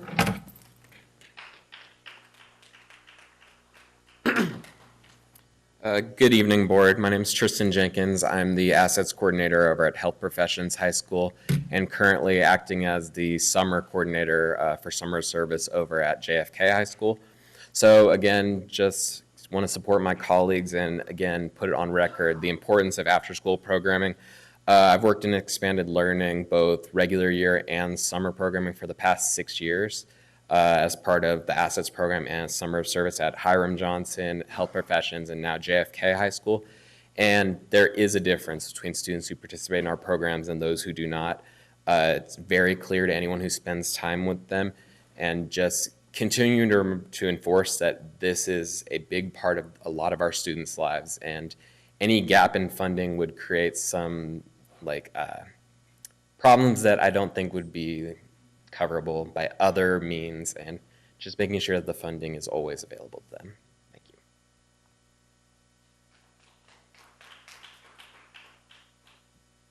My name is Linda Hadamia. Hello, Superintendent and board members.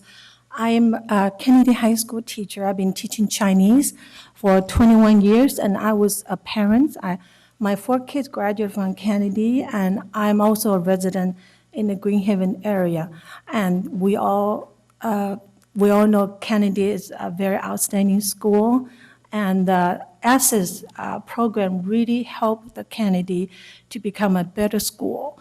And the students, the AP students, the gay student, they have chance to go into the library and do some research and things like that after school in the library. There's also tutoring provided under the leadership of our director, Chancellor Cooper, and she is amazing. Under her leadership, the whole school is just different. The principal needs her. The vice principal need her. All the teachers need her. Parents need her. Students need her. And she has helped a lot of students and the parents. So she really make an impact for our school. So I love Kennedy, and I just here to voice my, my concern about Kennedy. I hope we could continue with this assets program, because it's really make a difference for Kennedy High School. Thank you very much. Thank you.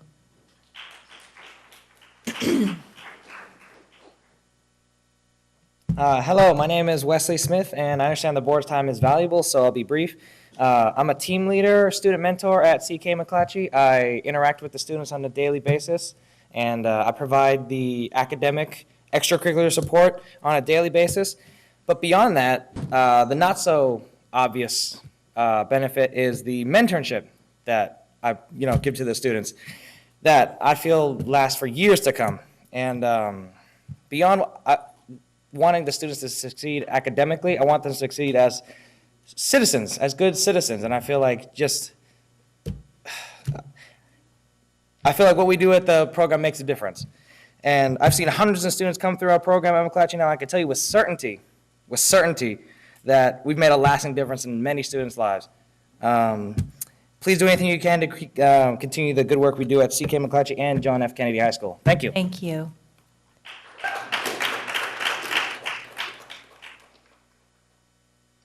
Karen Sweat, we, MCW, recommend you adopt this budget.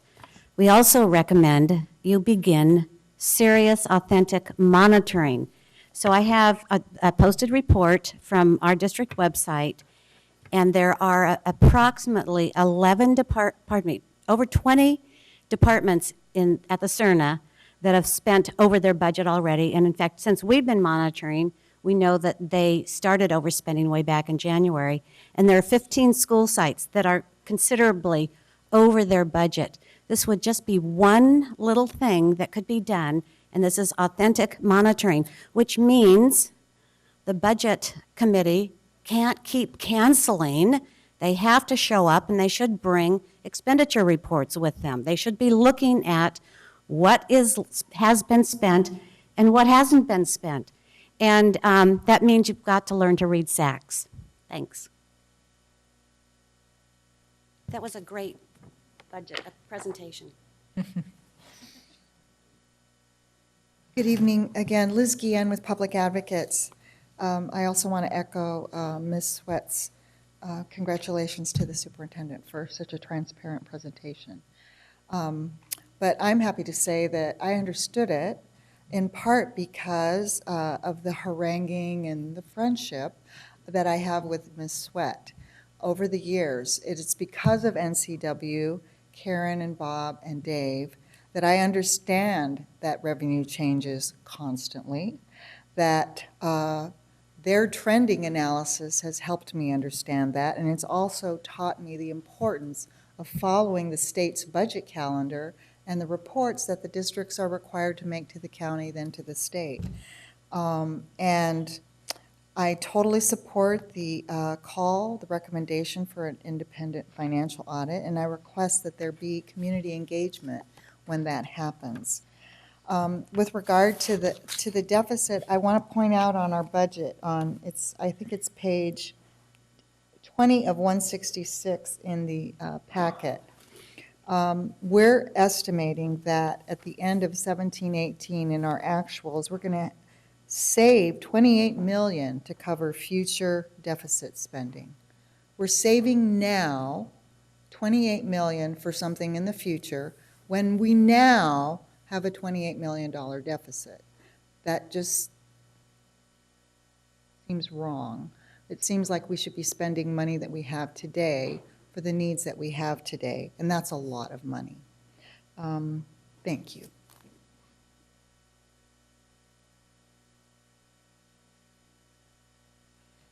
Laureen Pryor, Black Youth Leadership Project. So I was looking at the proposed investments for your equity, access, and social justice. And what I would like to see is that some sort of breakout of what we plan to do about our Black students. I mean, to lump in everything, I don't know exactly what you're committing to Black students who seem to be in crisis in your district. And then I see the Safe Haven Fund that you have separated out. I think Black kids need a safe haven. So I think that there should be some sort of funds dedicated to that as well. And I need it to be a priority. I don't need it to be lip service, I need it to be a priority. Because if we are not going to invest in these students, then we're telling them that they're not valuable. And people who are not valued cannot learn, and they don't feel safe. If I cannot learn and I don't feel safe, then I'm being put out of your classrooms, which you're getting funding for me to be there. So I need this to be a priority for everyone up here, not just Miss Jessie, not just my jumping in with a couple of comments. I need it to be a priority because kids, Black kids in this district are in crisis. And if we are not going to grasp the gravity of this situation, we're doing a real disservice to the students that you're sitting here to service. So I would just like you to put that in and to really think about that. Thank you. Thank you. Thanks for so much of your time today. I want to preface my comments by referring to the Sac City Unified Core Value. The first bullet point on the website is equity, commitment to reducing the achievement gap by ensuring that all students have equal access to the opportunities, support, and tools that they need to be successful. Moving on to the goals. The second bullet point is safe, emotionally healthy, and engaged students. And to be quite frank with you, budgets are a reflection of priorities, and I don't see those priorities outlined in this budget. So specifically talking about the proposed one-time investment in equity, access, and social justice, just putting that lump there saying, you know, grade level readiness initiative, I think there needs to be a deeper dive, and if everyone on the board, especially President Ryan and Board Member Vang, being strong advocates for the Black community, saying, you know, we need this to be a priority, we need to see that. I need you to look, I need you to pull the data. I need you to look at the data. Which students are performing and at what levels? You know, data has shown that by 36 months, you can already see a word gap, right? And that's going to be a determinant for how students are performing in the future. I'm also really concerned about the expense reduction and eliminating expanded learning summer programs, because like I said, by age 36 months, you can already see a word gap. If we have students that are already coming in disproportionately behind their peers, we have to play the catch-up game, and that's the job of the school, right? So with community engagement and the school being engaged, we can do that, but we need that to be reflected in the budget as a priority. Thank you. Thank you. Good evening, Renee Webster Hawkins. I'm a parent in the district. A couple of small items on the budget. Certainly appreciate some of the thoughtful additions and cuts that the superintendent is offering. And as a parent trying to grasp both the budget and the LCAP, it would be helpful to have some understanding of how those additions you just presented either fit in the current LCAP or will be revised into the LCAP, both the activities and the budgets. Another item on one of the slides that you presented, Mr. Superintendent, was that legal costs would be cut in the area of $1.5 million. Be helpful to know what costs those are and how those are planned to be cut.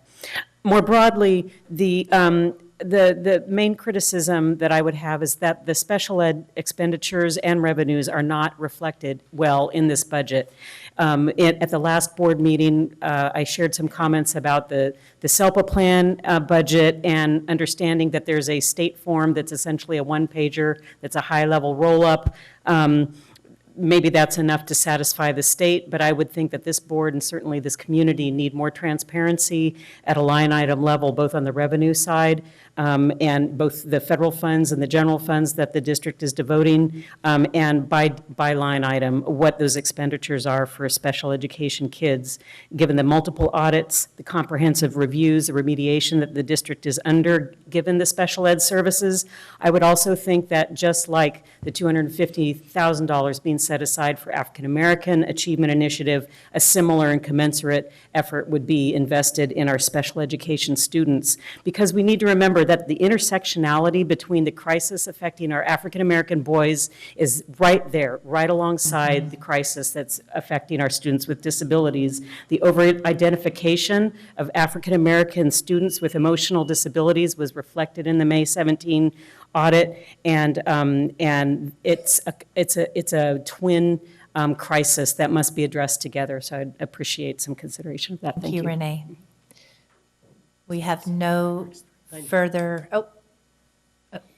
yes, at this time we have no further public comment. We're going to take questions and comments from board members, and Gerardo will be answering the questions and not you, Superintendent. We want to make a correction, the slides 27 and 28, the printing copies are correct. The version in the PowerPoint is one version before, so yes, 27 and 28, those are the corrections from that. So slide 29 actually is inaccurate. So the slide are that the we new were one. looking at, So these okay. are the, So it's now updated on the screen, reflecting the move from the $100,000 in an expansion on safe haven investment for citizenship programs to move that monies into the grade level readiness initiative. And I'm just pointing that out because that will be what we end up voting on, not what was originally presented. and also this version right here is a correction too. It's like in slide 30. You will see that the legal fees are not included. Mhm. And we all have that reflected in the copies before us. The I'll copies were note correct. that for the record. Board Member Wu. Thank you, President Ryan. I just want to thank the my Kennedy people coming out in support of the A6 program. I think the A6 program, if I remember correctly from last year, comes out of our 21st century grant that we lost last year. And so we made it up, and we made it up this year. We don't know, looking at future funding, whether or not we can afford to make it up but what I'm suggesting is those programs that were previously funded under 21st century may start to become competitive, not unlike what is required under LCFF. In the future, I'm hoping that the programs, and we had Stacy, when we had Stacy Alt, she was supposed to implement this into our after-school programming, that to tell the providers to start collecting data in terms of what the expectation of student outcome was going to be. And so I'm articulating it now because if we find ourselves in this situation again, I am hoping that some of our decisions regarding additional funding for after-school programs, even though didn't fall under LCFF and the requirements of the LCAP, will be looked at competitively with that in mind. That is, I'm hoping that when we start to make these tough decisions, the providers will be providing the data to show us that it is a wise decision to spend the funding in that area, and this is the outcomes that we're going to expect. Thank you, Board Member Wu. Board Member Vang, followed by Board Member Hanson. I just want to, thank you, President Ryan. I just want to take this time to thank Superintendent for his very transparent presentation. I just did have a question. I wanted to know on slide 30, the proposed expense reduction, How did these option actually make the proposed list? What was your rationale in deciding that these would make the list? I'd be interested to hear a little bit more about that. Sure thing, Member Vang.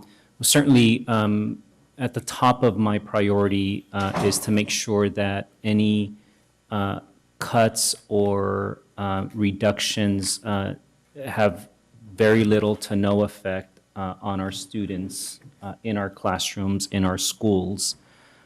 So this was just making a commitment to look at any additional ways that we could reduce expenses. And obviously, none of them are easy to propose to the board. We are just going to have to try to do the same work that we're expected to do and that we are committed to doing on behalf of our community with fewer resources. Okay. My second question is, have we done an assessment of current programs now in the district to see if they're impactful? Perhaps we could cut some of those programs and take those cost savings to allocate them to programs like the expanded learning. I'd be interested to know if there's been an assessment done on just programs throughout the district. It's the process that we've begun now in terms of looking at outcomes that our programs are producing, and that's applying to everyone depending on the board's decision this evening. On my calendar, I have a meeting with all senior staff in CERNA tomorrow morning to discuss what potential decisions were made this evening by the board. Okay. Thank you. Board Member Hanson? Thank you. Thank you to the superintendent and staff on putting together our best budget yet, clarity-wise and transparency-wise, and the ability to have that presented well. It's exciting to have Karen and Liz and other folks come up and just say, support the budget. I don't know I've ever heard that in 6 years right off the bat. So I'm excited that I think we're absolutely moving in the right direction of making our community partners and making sure folks can participate and see what we're doing. And I also know you wanted to share at some point that we've got links to, different parts, through our website so folks can really do the deep dive that our partners at Making Sense Work and others have learned how to read the budget and, trying to be as ultimately transparent with everything that we can. My only request would be for us to, on a one-time basis, add back in the $25,000 for the fingerprinting. That's several hundred parents that wouldn't be able to participate in doing volunteer work in their communities without that. That would be my only request to my fellow board members, in addition to the motion to move the budget at the right time, is to add that back in on a one-time basis. And to have it prioritized to low-income, families first. Thank you, Board Member Hanson. Board Member Minnick. Thank you.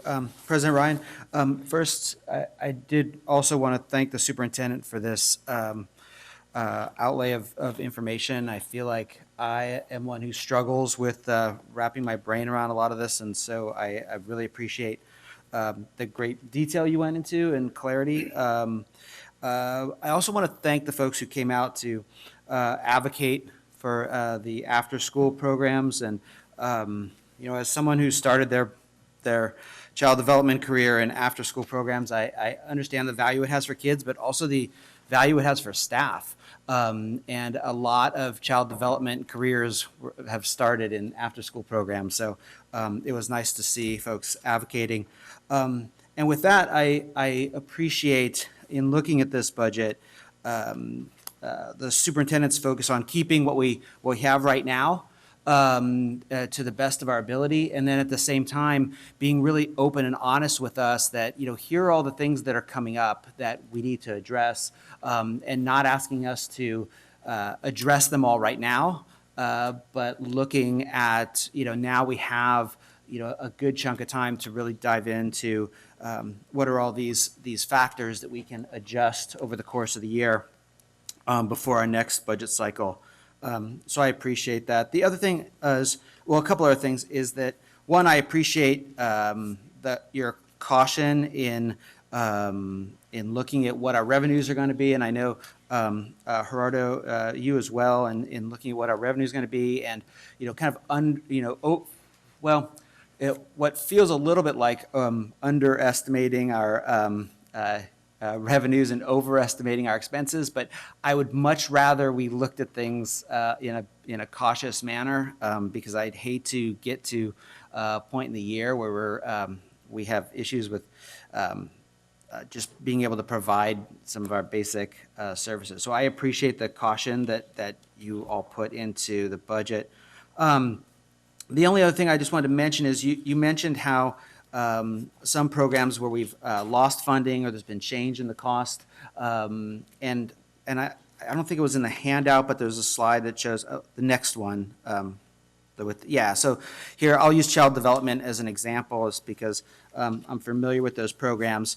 One of the things that's interesting is when you look at, what is it, we lose $1,500, why does it cost us, $23.45 to cover those programs, even though we've only lost like a certain amount. But I think it's important for folks to know that for programs such as Head Start, there's a certain amount that we're given by the federal government to support Head Start programs. Our teachers in early education here in the district get paid far higher than that we're reimbursed for. And I think they deserve every penny of that. But in doing so, that's a cost that's associated with us. So like when we lose that funding, we also have our additional funding that we're already putting into it that's coming out of our expenses. And I think partially that's why we have such an amazing, early education program here. But I just wanted to make sure folks understood that why sometimes those numbers looks like, we're only losing this much, how come it's costing us this much? But it's because we're already putting in quite a bit to supplement the salaries of a lot of those staff. And that was it. Thanks. Thank you, Board Member Minnick. I had just a couple questions and comments. First, I wanted to ask Gerardo, I know that the superintendent alluded to the resources potentially that we have for our lowest performing subgroup as a result of a budget deal that was made with Assemblymember Weber, Dr. Weber. That was originally a policy piece that was moving, that was incorporated into the budget. I'm hearing that she might also pursue legislation, because this is actually significantly less resources than had originally been envisioned. So I think we would be looking at about $2,000 per student. We would have that for 900 students, which potentially could generate a significant amount of money. When we talk about the lowest performing subgroup, that would be African American students, because this budget provision actually exempts special education students who I heard received a set-aside money of another subset as part of this budget deal. So can you speak to, one, the additional investment for special education students that's likely to come out of the final budget trailer language, and two, your understanding of the monies that would be received for our lowest performing subgroup? If you don't have the information, I understand much of this has come out in the last few days. That's fine. I can follow up with you at a later time. Yes, yeah, the lower performance, what you described, that's exactly what we know. Just what we hear is $2,000 per student, but don't call me yet, because until the trailer bill is final, a lot of it's the devil in the details. And sometimes that happens even after the governor signs the budget. Sometimes we know the details up to a month later because this, what I know is a block grant. There's going to be a requirement, there's going to be a reporting, so it's going to be a compliance that you can use it only for these students. So it's kind of go back to like what we used to be like categorical programs. So like where local control, we decide this one, the state is going to tell us how and to who, it has to be direct. That's, And I think the challenge for the budget trailer language versus the policy bill that was moving is the policy bill would have changed LCFF funding moving forward. The budget trailer bill is one-time funding, right? And so we can put in place some good work for a year to serve that community, but then we're going to have to figure out how we continue the yeah, resources. I hear it's one time, but we have after 3 years to use it. So so it's a 3-year period. It's decided one time, but it ends in 3 years. Okay. That's what I know. So, So we had some planning. So thank you. Just a couple comments. I mean, the superintendent talked about the dynamic nature of the budget, and I thought it was really helpful to have that illustration of actuals versus projecteds and the interims. And certainly, we've seen in the last few days that dynamic nature of the budget process from the proposals presented by both the Assembly and the Senate to what actually came out of conference committee. And I know we have Capitol staff who are very well aware of that. So we have to operate under those confines, knowing that what we believe we have today might not actually materialize when we see the final budget that the governor signs. And so I appreciated that reality check, if you will. I strongly agree with the superintendent's desire to do an independent audit of the district finances. I think that that's going to be essential, particularly as we have a rather grave financial outlook, to figure out how we invest in such a way that really actualizes this vision of equity and social justice. And so I'll be interested in those independent audit findings. I also wanted to call out the low administrative overhead. I mean, I think we saw that we were the second lowest district still at about 4.2%. And I know that the superintendent is even exploring the potential of making that even leaner, although it is a painful thought given how much is being asked of the staff right now. And I want to thank the superintendent for coming in. As we know, new superintendents often come in, they bring their whole team with them. Our superintendent has really just backfilled a position and I think creatively moved around one more and really had a commitment to trying to ensure the success of the current team. So thank you, and we need to figure out how we ensure that that team can support this very difficult work. I'm concerned when I see things like the potential of cutting a $3 million expenditure for the expanded learning summer program. And obviously, what we're voting on tonight is the elimination of the expanded learning summer program. And let me tell you why that's terribly concerning to me. I know that this initiative has in many ways moved at lightning rod, and certainly we will, at the end of this summer, assess what worked well and what needs to happen differently for next year. But my daughter is participating in ELSP right now, and what was remarkable to me when I went and visited her school site the first day is that this program aimed at grade level readiness is primarily comprised of students that look just like my daughter. So what I'm saying is Latino and African American students are in large numbers the ones who are benefiting from this intervention. And so I worry if we eliminate that key intervention, an opportunity to promote grade level readiness, where we will find another intervention. And so I will be interested in hearing ideas for actualizing healthcare savings or other opportunities to direct money into services that serve students who might fall behind and fail otherwise. And so those were all my comments for the evening. With that, I think we had a motion by, do we have one more comment? Yeah, I can make a motion. Yes, and I actually want to clarify. The amendment on the table that I'm understanding on the $25,000 for fingerprinting is up to $25,000 for fingerprinting of our low-income parents and families. Up to $25,000 as an expenditure for fingerprinting of low-income families. So do we have a motion? Second? A student preferential vote? Aye. All those in favor? Aye. Any opposed? Hearing none, the motion carries. Thank you so much. Thank you. I also want to say thank you to Gloria and her team. There were many weekends, long nights, Labor Day to do this budget. It's a lot of work, so yeah, I appreciate her work, and thank you to all of you. Thank you. I know item 9.4, approving resolution number 3017.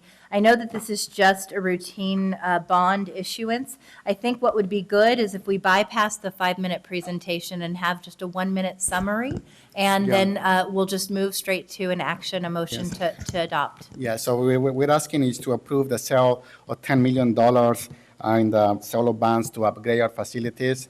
This is due to the increase in value, or asset value, so we could gain another $10 million. We have done all our due duty to, we're asking you for your approval. Second? Do we have any public comment on the bond issuance? Hearing none, we are going to have a motion and a second. Student preferential vote? Aye. All those in favor? Aye. None opposed, the motion carries. 9.5, thank you very much, and I'm sorry we kept you waiting so long tonight. Approve the 2019-20 and 2020-21 student calendars subject to further negotiations with labor partners. Counsey? Good evening, Kansi McCarn, Chief Human Resource Officer, and I'm joined by Ted Appel, the Assistant Superintendent for Labor Relations, Board President Ryan, members of the board, Superintendent Aguilar. Thank you for being with us this evening. The calendar, just a little bit of background to set the stage for what we're going to ask you to approve pending further negotiations with labor partners. The calendar development process is one that we work with all of our labor partners because it affects the work calendar for each labor partner group. So in addition to looking at CDE and looking at our collective bargaining agreements, we convene to negotiate those items. So these, along with what has happened in the past, where the district is headed, goes into the development of that process. You approved in March 1st, the 18-19 calendar year in order to ensure that, to the extent possible, families and staff had notice as to when they'd be reporting for school and work for the 18-19 school year. So next year, we're starting August 30th. What we want to talk with you tonight is about the following 2 years, 1920 and 2021. In the contract agreement that was reached in November, actually November 5th, that you approved in December, spoke to a multi-year calendar. It spoke to one that had a major underlying goal of offering opportunities and enrichments to students to attend local institutions of higher education. So that has been a focus as we've worked to address and come up with something collectively for 1920, 2021. Again, I want to just emphasize the notion that we are not through with negotiations. It is pending further negotiations. So the student calendar current year that we're in, just ended. Given that our last day of school was June 14th, students missed on an opportunity to attend colleges courses at community college campuses because they began June 11th. Students were not able to begin fresh lessons in January after returning from winter break because our semester ended January 29th. Students had less instructional days prior to advanced placement testing given our current start date. Elk Grove Unified students had 14 more days given they started earlier, and 16 in Twin Rivers, more instructional days. So the goal around all of this is to better align our district. Again, we're not finished with conversations, but we wanted to provide you with an update as to where we are. Ted is now going to talk through some of the additional pieces included in what you'll see as the recommendations. Good evening. Pending further negotiations. Pending further negotiations. So in working towards a new or revised school calendar, the issues that Kansi pointed out were the guided the work of the committee in developing a new calendar, and with particular attention to focusing on student academic success and opportunity. And so, as Kansi pointed out, we wanted to make sure that the calendar would result in the school year ending earlier so that students would have better access and opportunity to college and career enrichment opportunities, We also wanted to front-load the calendar so that there would be more instructional days prior to state testing, AP, and other student tests. And third, that there would be sort of a clean break. The school calendar would coincide with the winter break so that the semester would end in accordance with that. Additionally, there were a number of other points that guided our work that could benefit the district. That is, if we started the school year earlier, we could mitigate the loss that the district sometimes suffered where parents were anxious to enroll their students in school earlier and get them started in school earlier so they would go to surrounding districts. We can mitigate that loss of students by starting the school year more competitively with those other districts. And then our students, by ending earlier, would be on equal footing with surrounding students, district students, in terms of applying for jobs and internships. And finally, the hope is that by ending the school year earlier, we would move up our timeline on hiring and thus could be more competitive with hiring the best prospects coming out of programs for our district. So those were the guideposts, guidelines. You can see that there are a number of opportunities at Sac City College that aligns with some of our career paths, which with this current year, our students didn't have the opportunity to enroll in, and with the new calendar, they would be able to do so. So the calendar committee, the recommendations you're going to see were developed by a committee in which all labor partners were invited and included district facility staff, academic office, and human resource staff so that we could make sure we're considering the range of issues that are impacted by a new calendar. And consensus on a new calendar was reached after 3 meetings of debate, discussion, looking at alternative options and proposals, and looking at the various pros and cons to any new calendar that we introduce. And the fact is there are pros and cons to any change that we make. So the new proposal recommendations, the new calendar would begin on August 14th, which would be 11 days earlier than in the past few years. We didn't want to push it further than that because particularly in the transition, there are real challenges with all the work that needs to be done to make sure that facilities are going to be clean for the upcoming year, and that's where the sort of deep clean happens. And this was sort of the compromise where we would be competitive with our surrounding districts. We would meet all of our guiding principles for the calendar change, but would still give staff a chance to do the cleaning and facility preparation that needs to be done.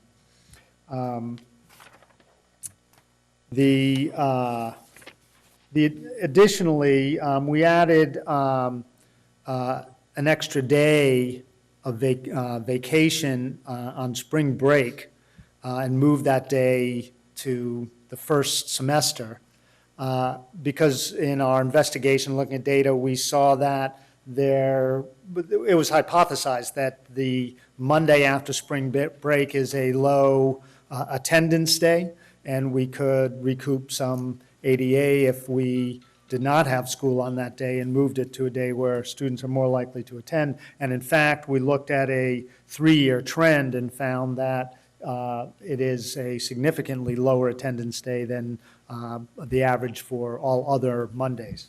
So we made that adjustment as well. Obviously, as mentioned, this is tentative based on further negotiations.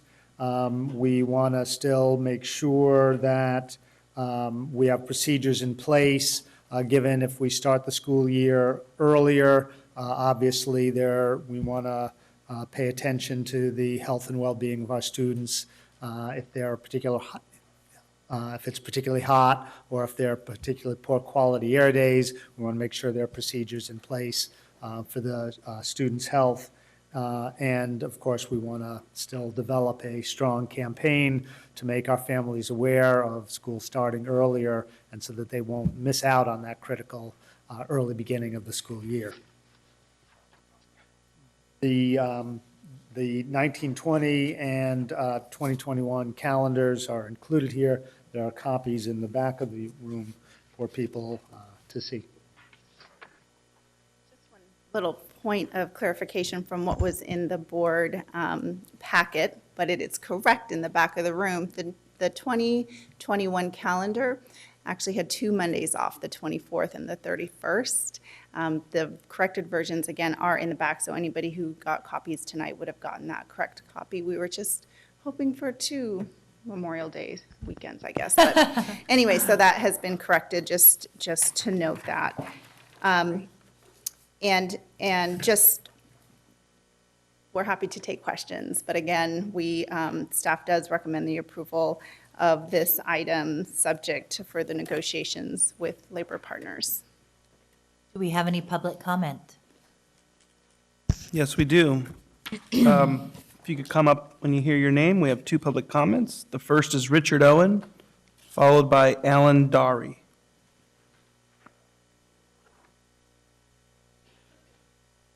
President Ryan, members of the board, Superintendent Aguilar, nice to see all of you. UPE is fully supportive of this calendar.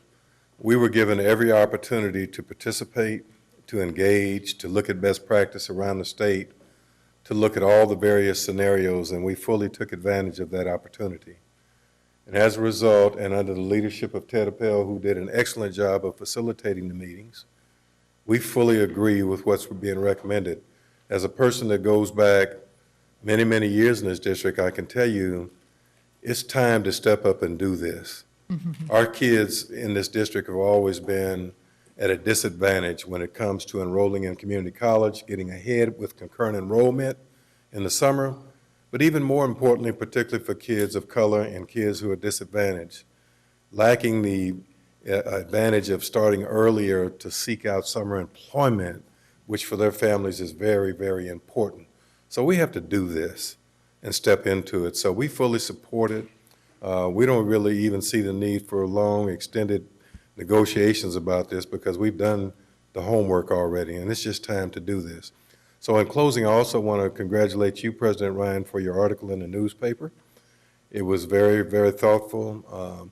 I want the board to also know that members of the African American community here in this town are very concerned about that and are aware that when the district catches a cold, black kids get pneumonia. And so we have to really step into that issue because people are talking about taking their kids out of the district and seeking out charter schools, which 75% of African-American parents support charter schools for the very reasons that you cite in your article. So thank you very much, and thank you to Ted Appel and Concy and all the staff that you have for doing an excellent job of facilitating the process around student calendars. Thank you so much for speaking tonight. We have one more public comment.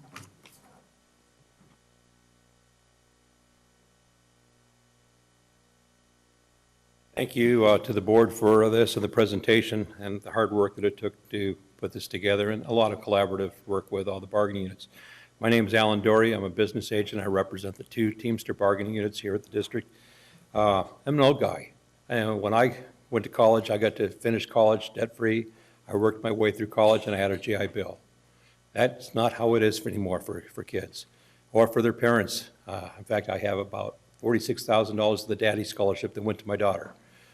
So it doesn't work that way anymore. So this calendar offers kids a chance that may not otherwise get college at all, to go to community college or to finish their college because they were able to get some of their college credits done on the cheap. And the colleges are tough to get into now. They're overcrowded. The four-year degree. It takes 5, 6 years for a lot of people or more if they make it. This really helps to protect our district budget too. If some of the kids go out of the district, you just lose 200 kids, you've lost $1 million worth of ADA money, over $1 million. And since the County Office of Education makes you sit there and put your budget out for 3 years, you really lost $3 million out of your budget if you just lose 200 kids to a charter school or however. So it's very important that you keep these kids in the school. By aligning our district up with other districts, I think that helps to protect that.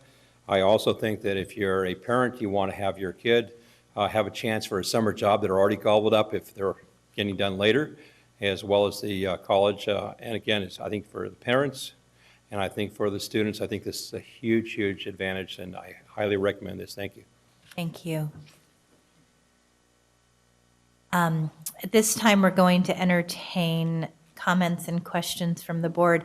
I do want to make one comment in response to what we heard earlier tonight about the suspensions, just because this just came up. That report actually was finding that Sacramento City Unified had the highest rates of suspensions of black males in the state of California for public and public charters.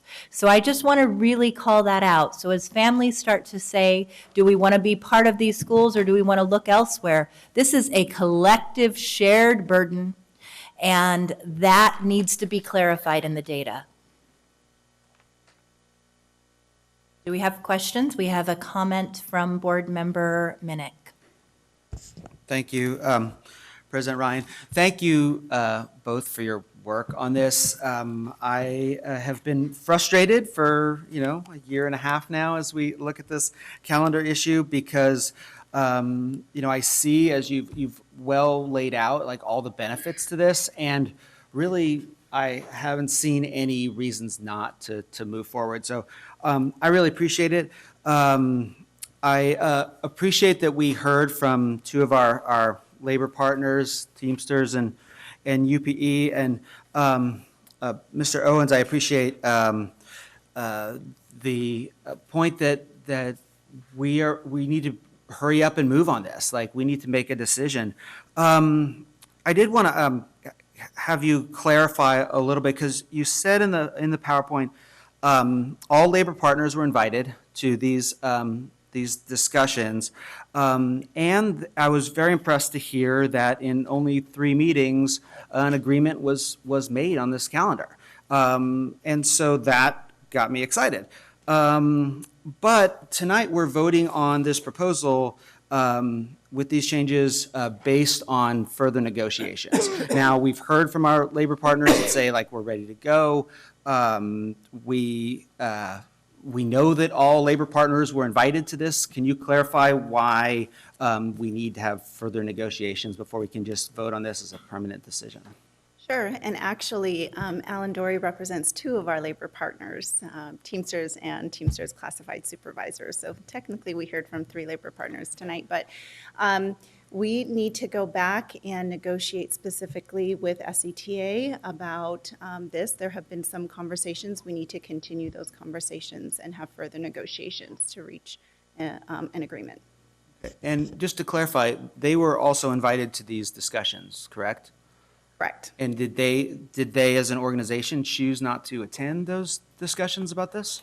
They did not attend those sessions, so we'll need to have separate conversations with SETA around this. Okay, because I just wanted to clarify that, because theoretically, and maybe this is simple-minded of me, is that if you're invited to a decision-making process and you choose not to attend, then you waive your right to part of that decision-making. So I feel like we're ready to make a decision. So, and you don't have to respond to that, because I know there's probably more to this than my simplified version, but I'm just frustrated that we're not making a final decision right now when everyone was invited to the table. So thank you for your work. I'm sorry that we can't be done with this tonight. This is an action item. It looks like we have one more comment by Board Member Hanson. Board Member Minnick said it even better than I could have imagined. You took the words out of my mouth, so let me just move the item. Okay, so we have a motion and a second. Student preferential vote. Aye. All those in favor? Aye. Okay, all those opposed? None, the motion carries. Thank you. Item 10.1, the public hearing on the material revision of the charter petition for Gateway Community Charters, Sacramento Academic and Vocational Academy, Dr. Taylor and Jack Kramer. Maybe I could make a recommendation, Member President Ryan, that we've heard many charters before, so maybe this could be kind of an expedited presentation. No complaints by me. So welcome, good evening, and yes, this is the public hearing for the material revision of the charter for Sacramento Academic and Vocational Academy, SCUSD, also known as SAVA. I am Jack Kramer, Director of Innovative Schools and Charter Oversight. And to my left here, I have Mr. Jason Sample, Chief Communications and Strategy Officer for SAVA. The contents for tonight's public hearing, it will entail the overview of the charter school and the proposed program, the material revision itself, and statutory requirements for material revisions, as well as the next steps. In the bold is the requested program information, along with the original overview for SAVA. So what I would like to note is that SAVA, they were approved November 2nd, and they will become effective in a week and a half as a charter school on July 1st. Regarding the program, they are anticipating to open on August 2018 with an initial enrollment of 75 to 100 to serve students in grades 7 through 12. Their 5-year enrollment cap is projected at 175 for the school year 2022-2023. The proposed location is 815 S Street in non-district-owned property. Tentatively, the board action is scheduled for August 16th. SAVA's material revision request is to add a resource center in collaboration with Wynn Youth Center at 815 S Street.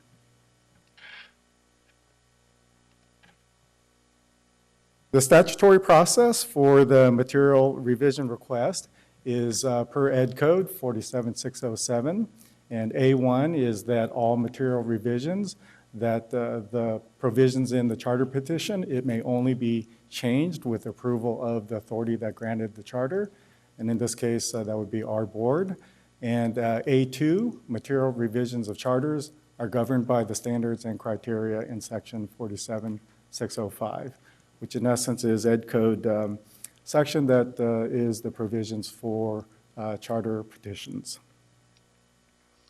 For next steps, district staff, we will conduct a thorough and comprehensive evaluation of the material revision information. Thereafter, district staff, we will present the findings, review, and analysis of the material revision information at the board meeting on August 16th. At that same board meeting, the board will consider the district staff's findings and thereafter will approve or deny the material revision request. Thank you.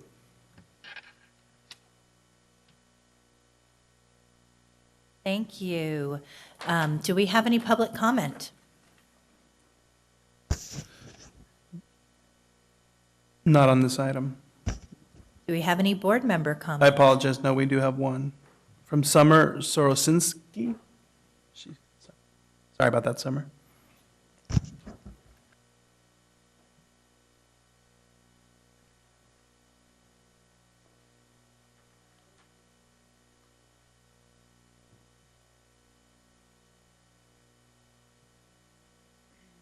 Hello.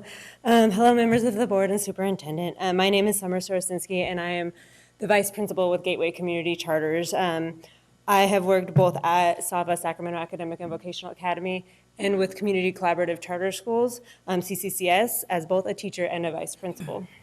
I've also worked with the at-risk population that Wynn Youth Services serves.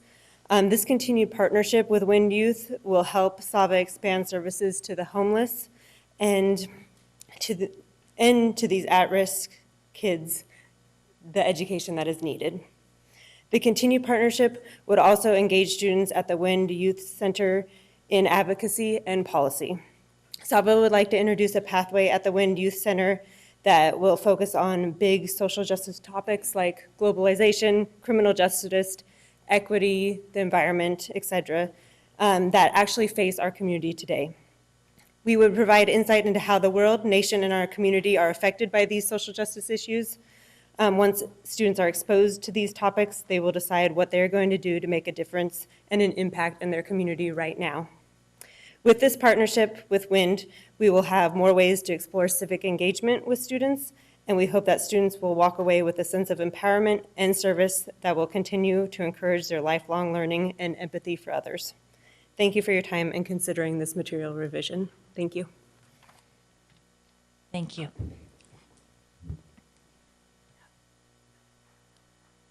We have one final public comment. Hello, my name is Peter Bell. I'm Associate Director with Wind Youth Services. And I would just like to reference a national study that was done on youth homelessness. It was called Missed Opportunities, Homeless Youth in America. And what it found was that youth who did not have a high school diploma or high school education were at a 346% higher risk of experiencing homelessness. So what we know is that that is the single greatest determining factor of youth homelessness in America right now. And so a partnership with a homeless youth agency such as Wind Youth Services and Gateway Community Charter will actually probably lead to much better results for our young people in our community. So I'm really excited about having this partnership, and I hope that it goes through. So thank you very much. Thank you very much. With that, I will take questions from the board. Board Member Hanson. Oh, Board Member Minnick, sorry. I just want to say real quick that what a great opportunity for a partnership. And I love this idea. When I was reading through it, I was very excited. So I am in full support, and I'm very excited about what this means for your kids. And with that, would you like to make a motion? Oh, I would move. Oh, There's sorry. no motion? There's no, sorry, just public hearing. So I guess at this Take it time, back. since there's no action, I get to close the public hearing. Thank you very much for your time. Someday I'll make a motion. Item 11.0, the consent agenda. Second, all those in favor? We do have some public comment on 11.1. 11.1, public comment on the consent agenda. Kenya Martinez, Angie Sutherland, and Renee Webster Hawkins. Nay is on fire tonight. The last woman standing. We have several comments we'd like to make on the consent calendar, and I'll be brief. The first is on the inclusion of the adoption of the SDC curriculum, specifically benchmark advance. Some concerns about that item being on the consent calendar. We think it merits discussion before the board. Even before the Community Advisory Committee disbanded, that curriculum was not previewed with the CAC in the manner in which we think it should have been. And in fact, we have some grave concerns about it. The staff report says it's to be used in about 56 separate day classes. I count about 29 separate day classes in the primary and intermediate levels that are for learning disabilities, and this curriculum is not appropriate. It's not evidence-based for students with language-based learning disabilities such as dyslexia. So we have very concerns about that. We're also concerned about the degree to which the curriculum is amenable to being supplemented with assistive technology for students that need those devices. Also, on another item, the SELPA plan. Many of us spoke forcefully about the deficiency in the plan itself, and for that alone, it should not be on the consent calendar.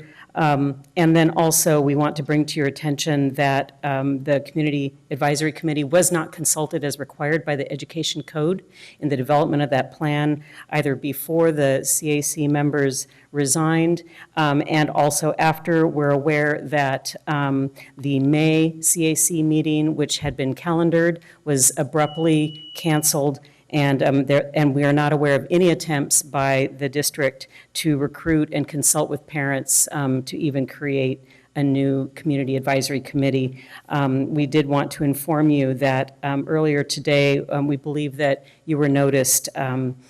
Former members of the CAC did file a complaint with the State Department of Education on that legal requirement for the SELPA to consult with the CAC before presentation of the plan and vote to you and forwarding to the County Board of Education. So on that basis, we hope that at the very least you would pull that item from the consent agenda and maybe calendar it for another evening when we can have a public hearing on it. Thank you very much. So I think that's a really good question. So I have two questions, one for Jerry around pulling that if it would put us out of legal compliance with the date that we have to adopt these materials by. And Iris, I guess it's kind of the same thing in terms of our ability based on our timeline to pull the item for further hearing, since we won't be meeting again until August 2nd. With the materials, if we pull it tonight, then we can bring it back in August. I mean, it just impacts the ability to order materials and have them in hand for the beginning of the school year. And then with the budget, I'm going to ask Gerardo, because the SELPA plan, I think it may have some implications for our funding. Correct. For how you describe it, Iris, the budget and the SELPA, it is just like the LCAP and the doctor budget. You don't have authority to spend. It's not approved. It's starting July 1st. So all the potential expenditures regarding special ed had to be weighted. So what I'm hearing is that based on our budget calendar, the SELPA has to be approved because we will not be meeting prior to the July 1st deadline. And I'm hearing from you that while it would make it a little more difficult on the textbook front, we could have a hearing on it on August 2nd. Okay, so we won't move the SELPA item. We won't pull the SELPA item. Do we have a motion to pull the textbook? Is that H? That is LH. We have a motion. I'll second it. All those in favor? Aye. Any opposed? It's 1H. Okay, so item 11.1H has been moved to the August 2nd board meeting. With that, do we need to vote on the consent agenda again? With that, I'll take a motion on the consent agenda. Second, all those in favor? Aye. Item 12.0, business and financial information. Item 12.1, receive business and financial reports. 12.2, Head Start, early Head Start, early expansion reports. 13.0, future board meeting dates and locations. The next board meeting will be held on August 2nd, although we are exploring the potential of a special board meeting at some point late in July. With that, we are going to adjourn back to closed session. Do we have a motion? So moved. And we can extend the meeting past 10:30. And we have to extend it even though we're adjourning back to closed session? Yes, you Do we can have do a motion to a second? All those in favor? Okay.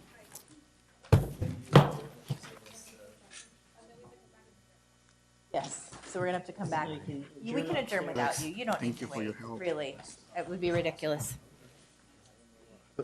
And you should go home. It's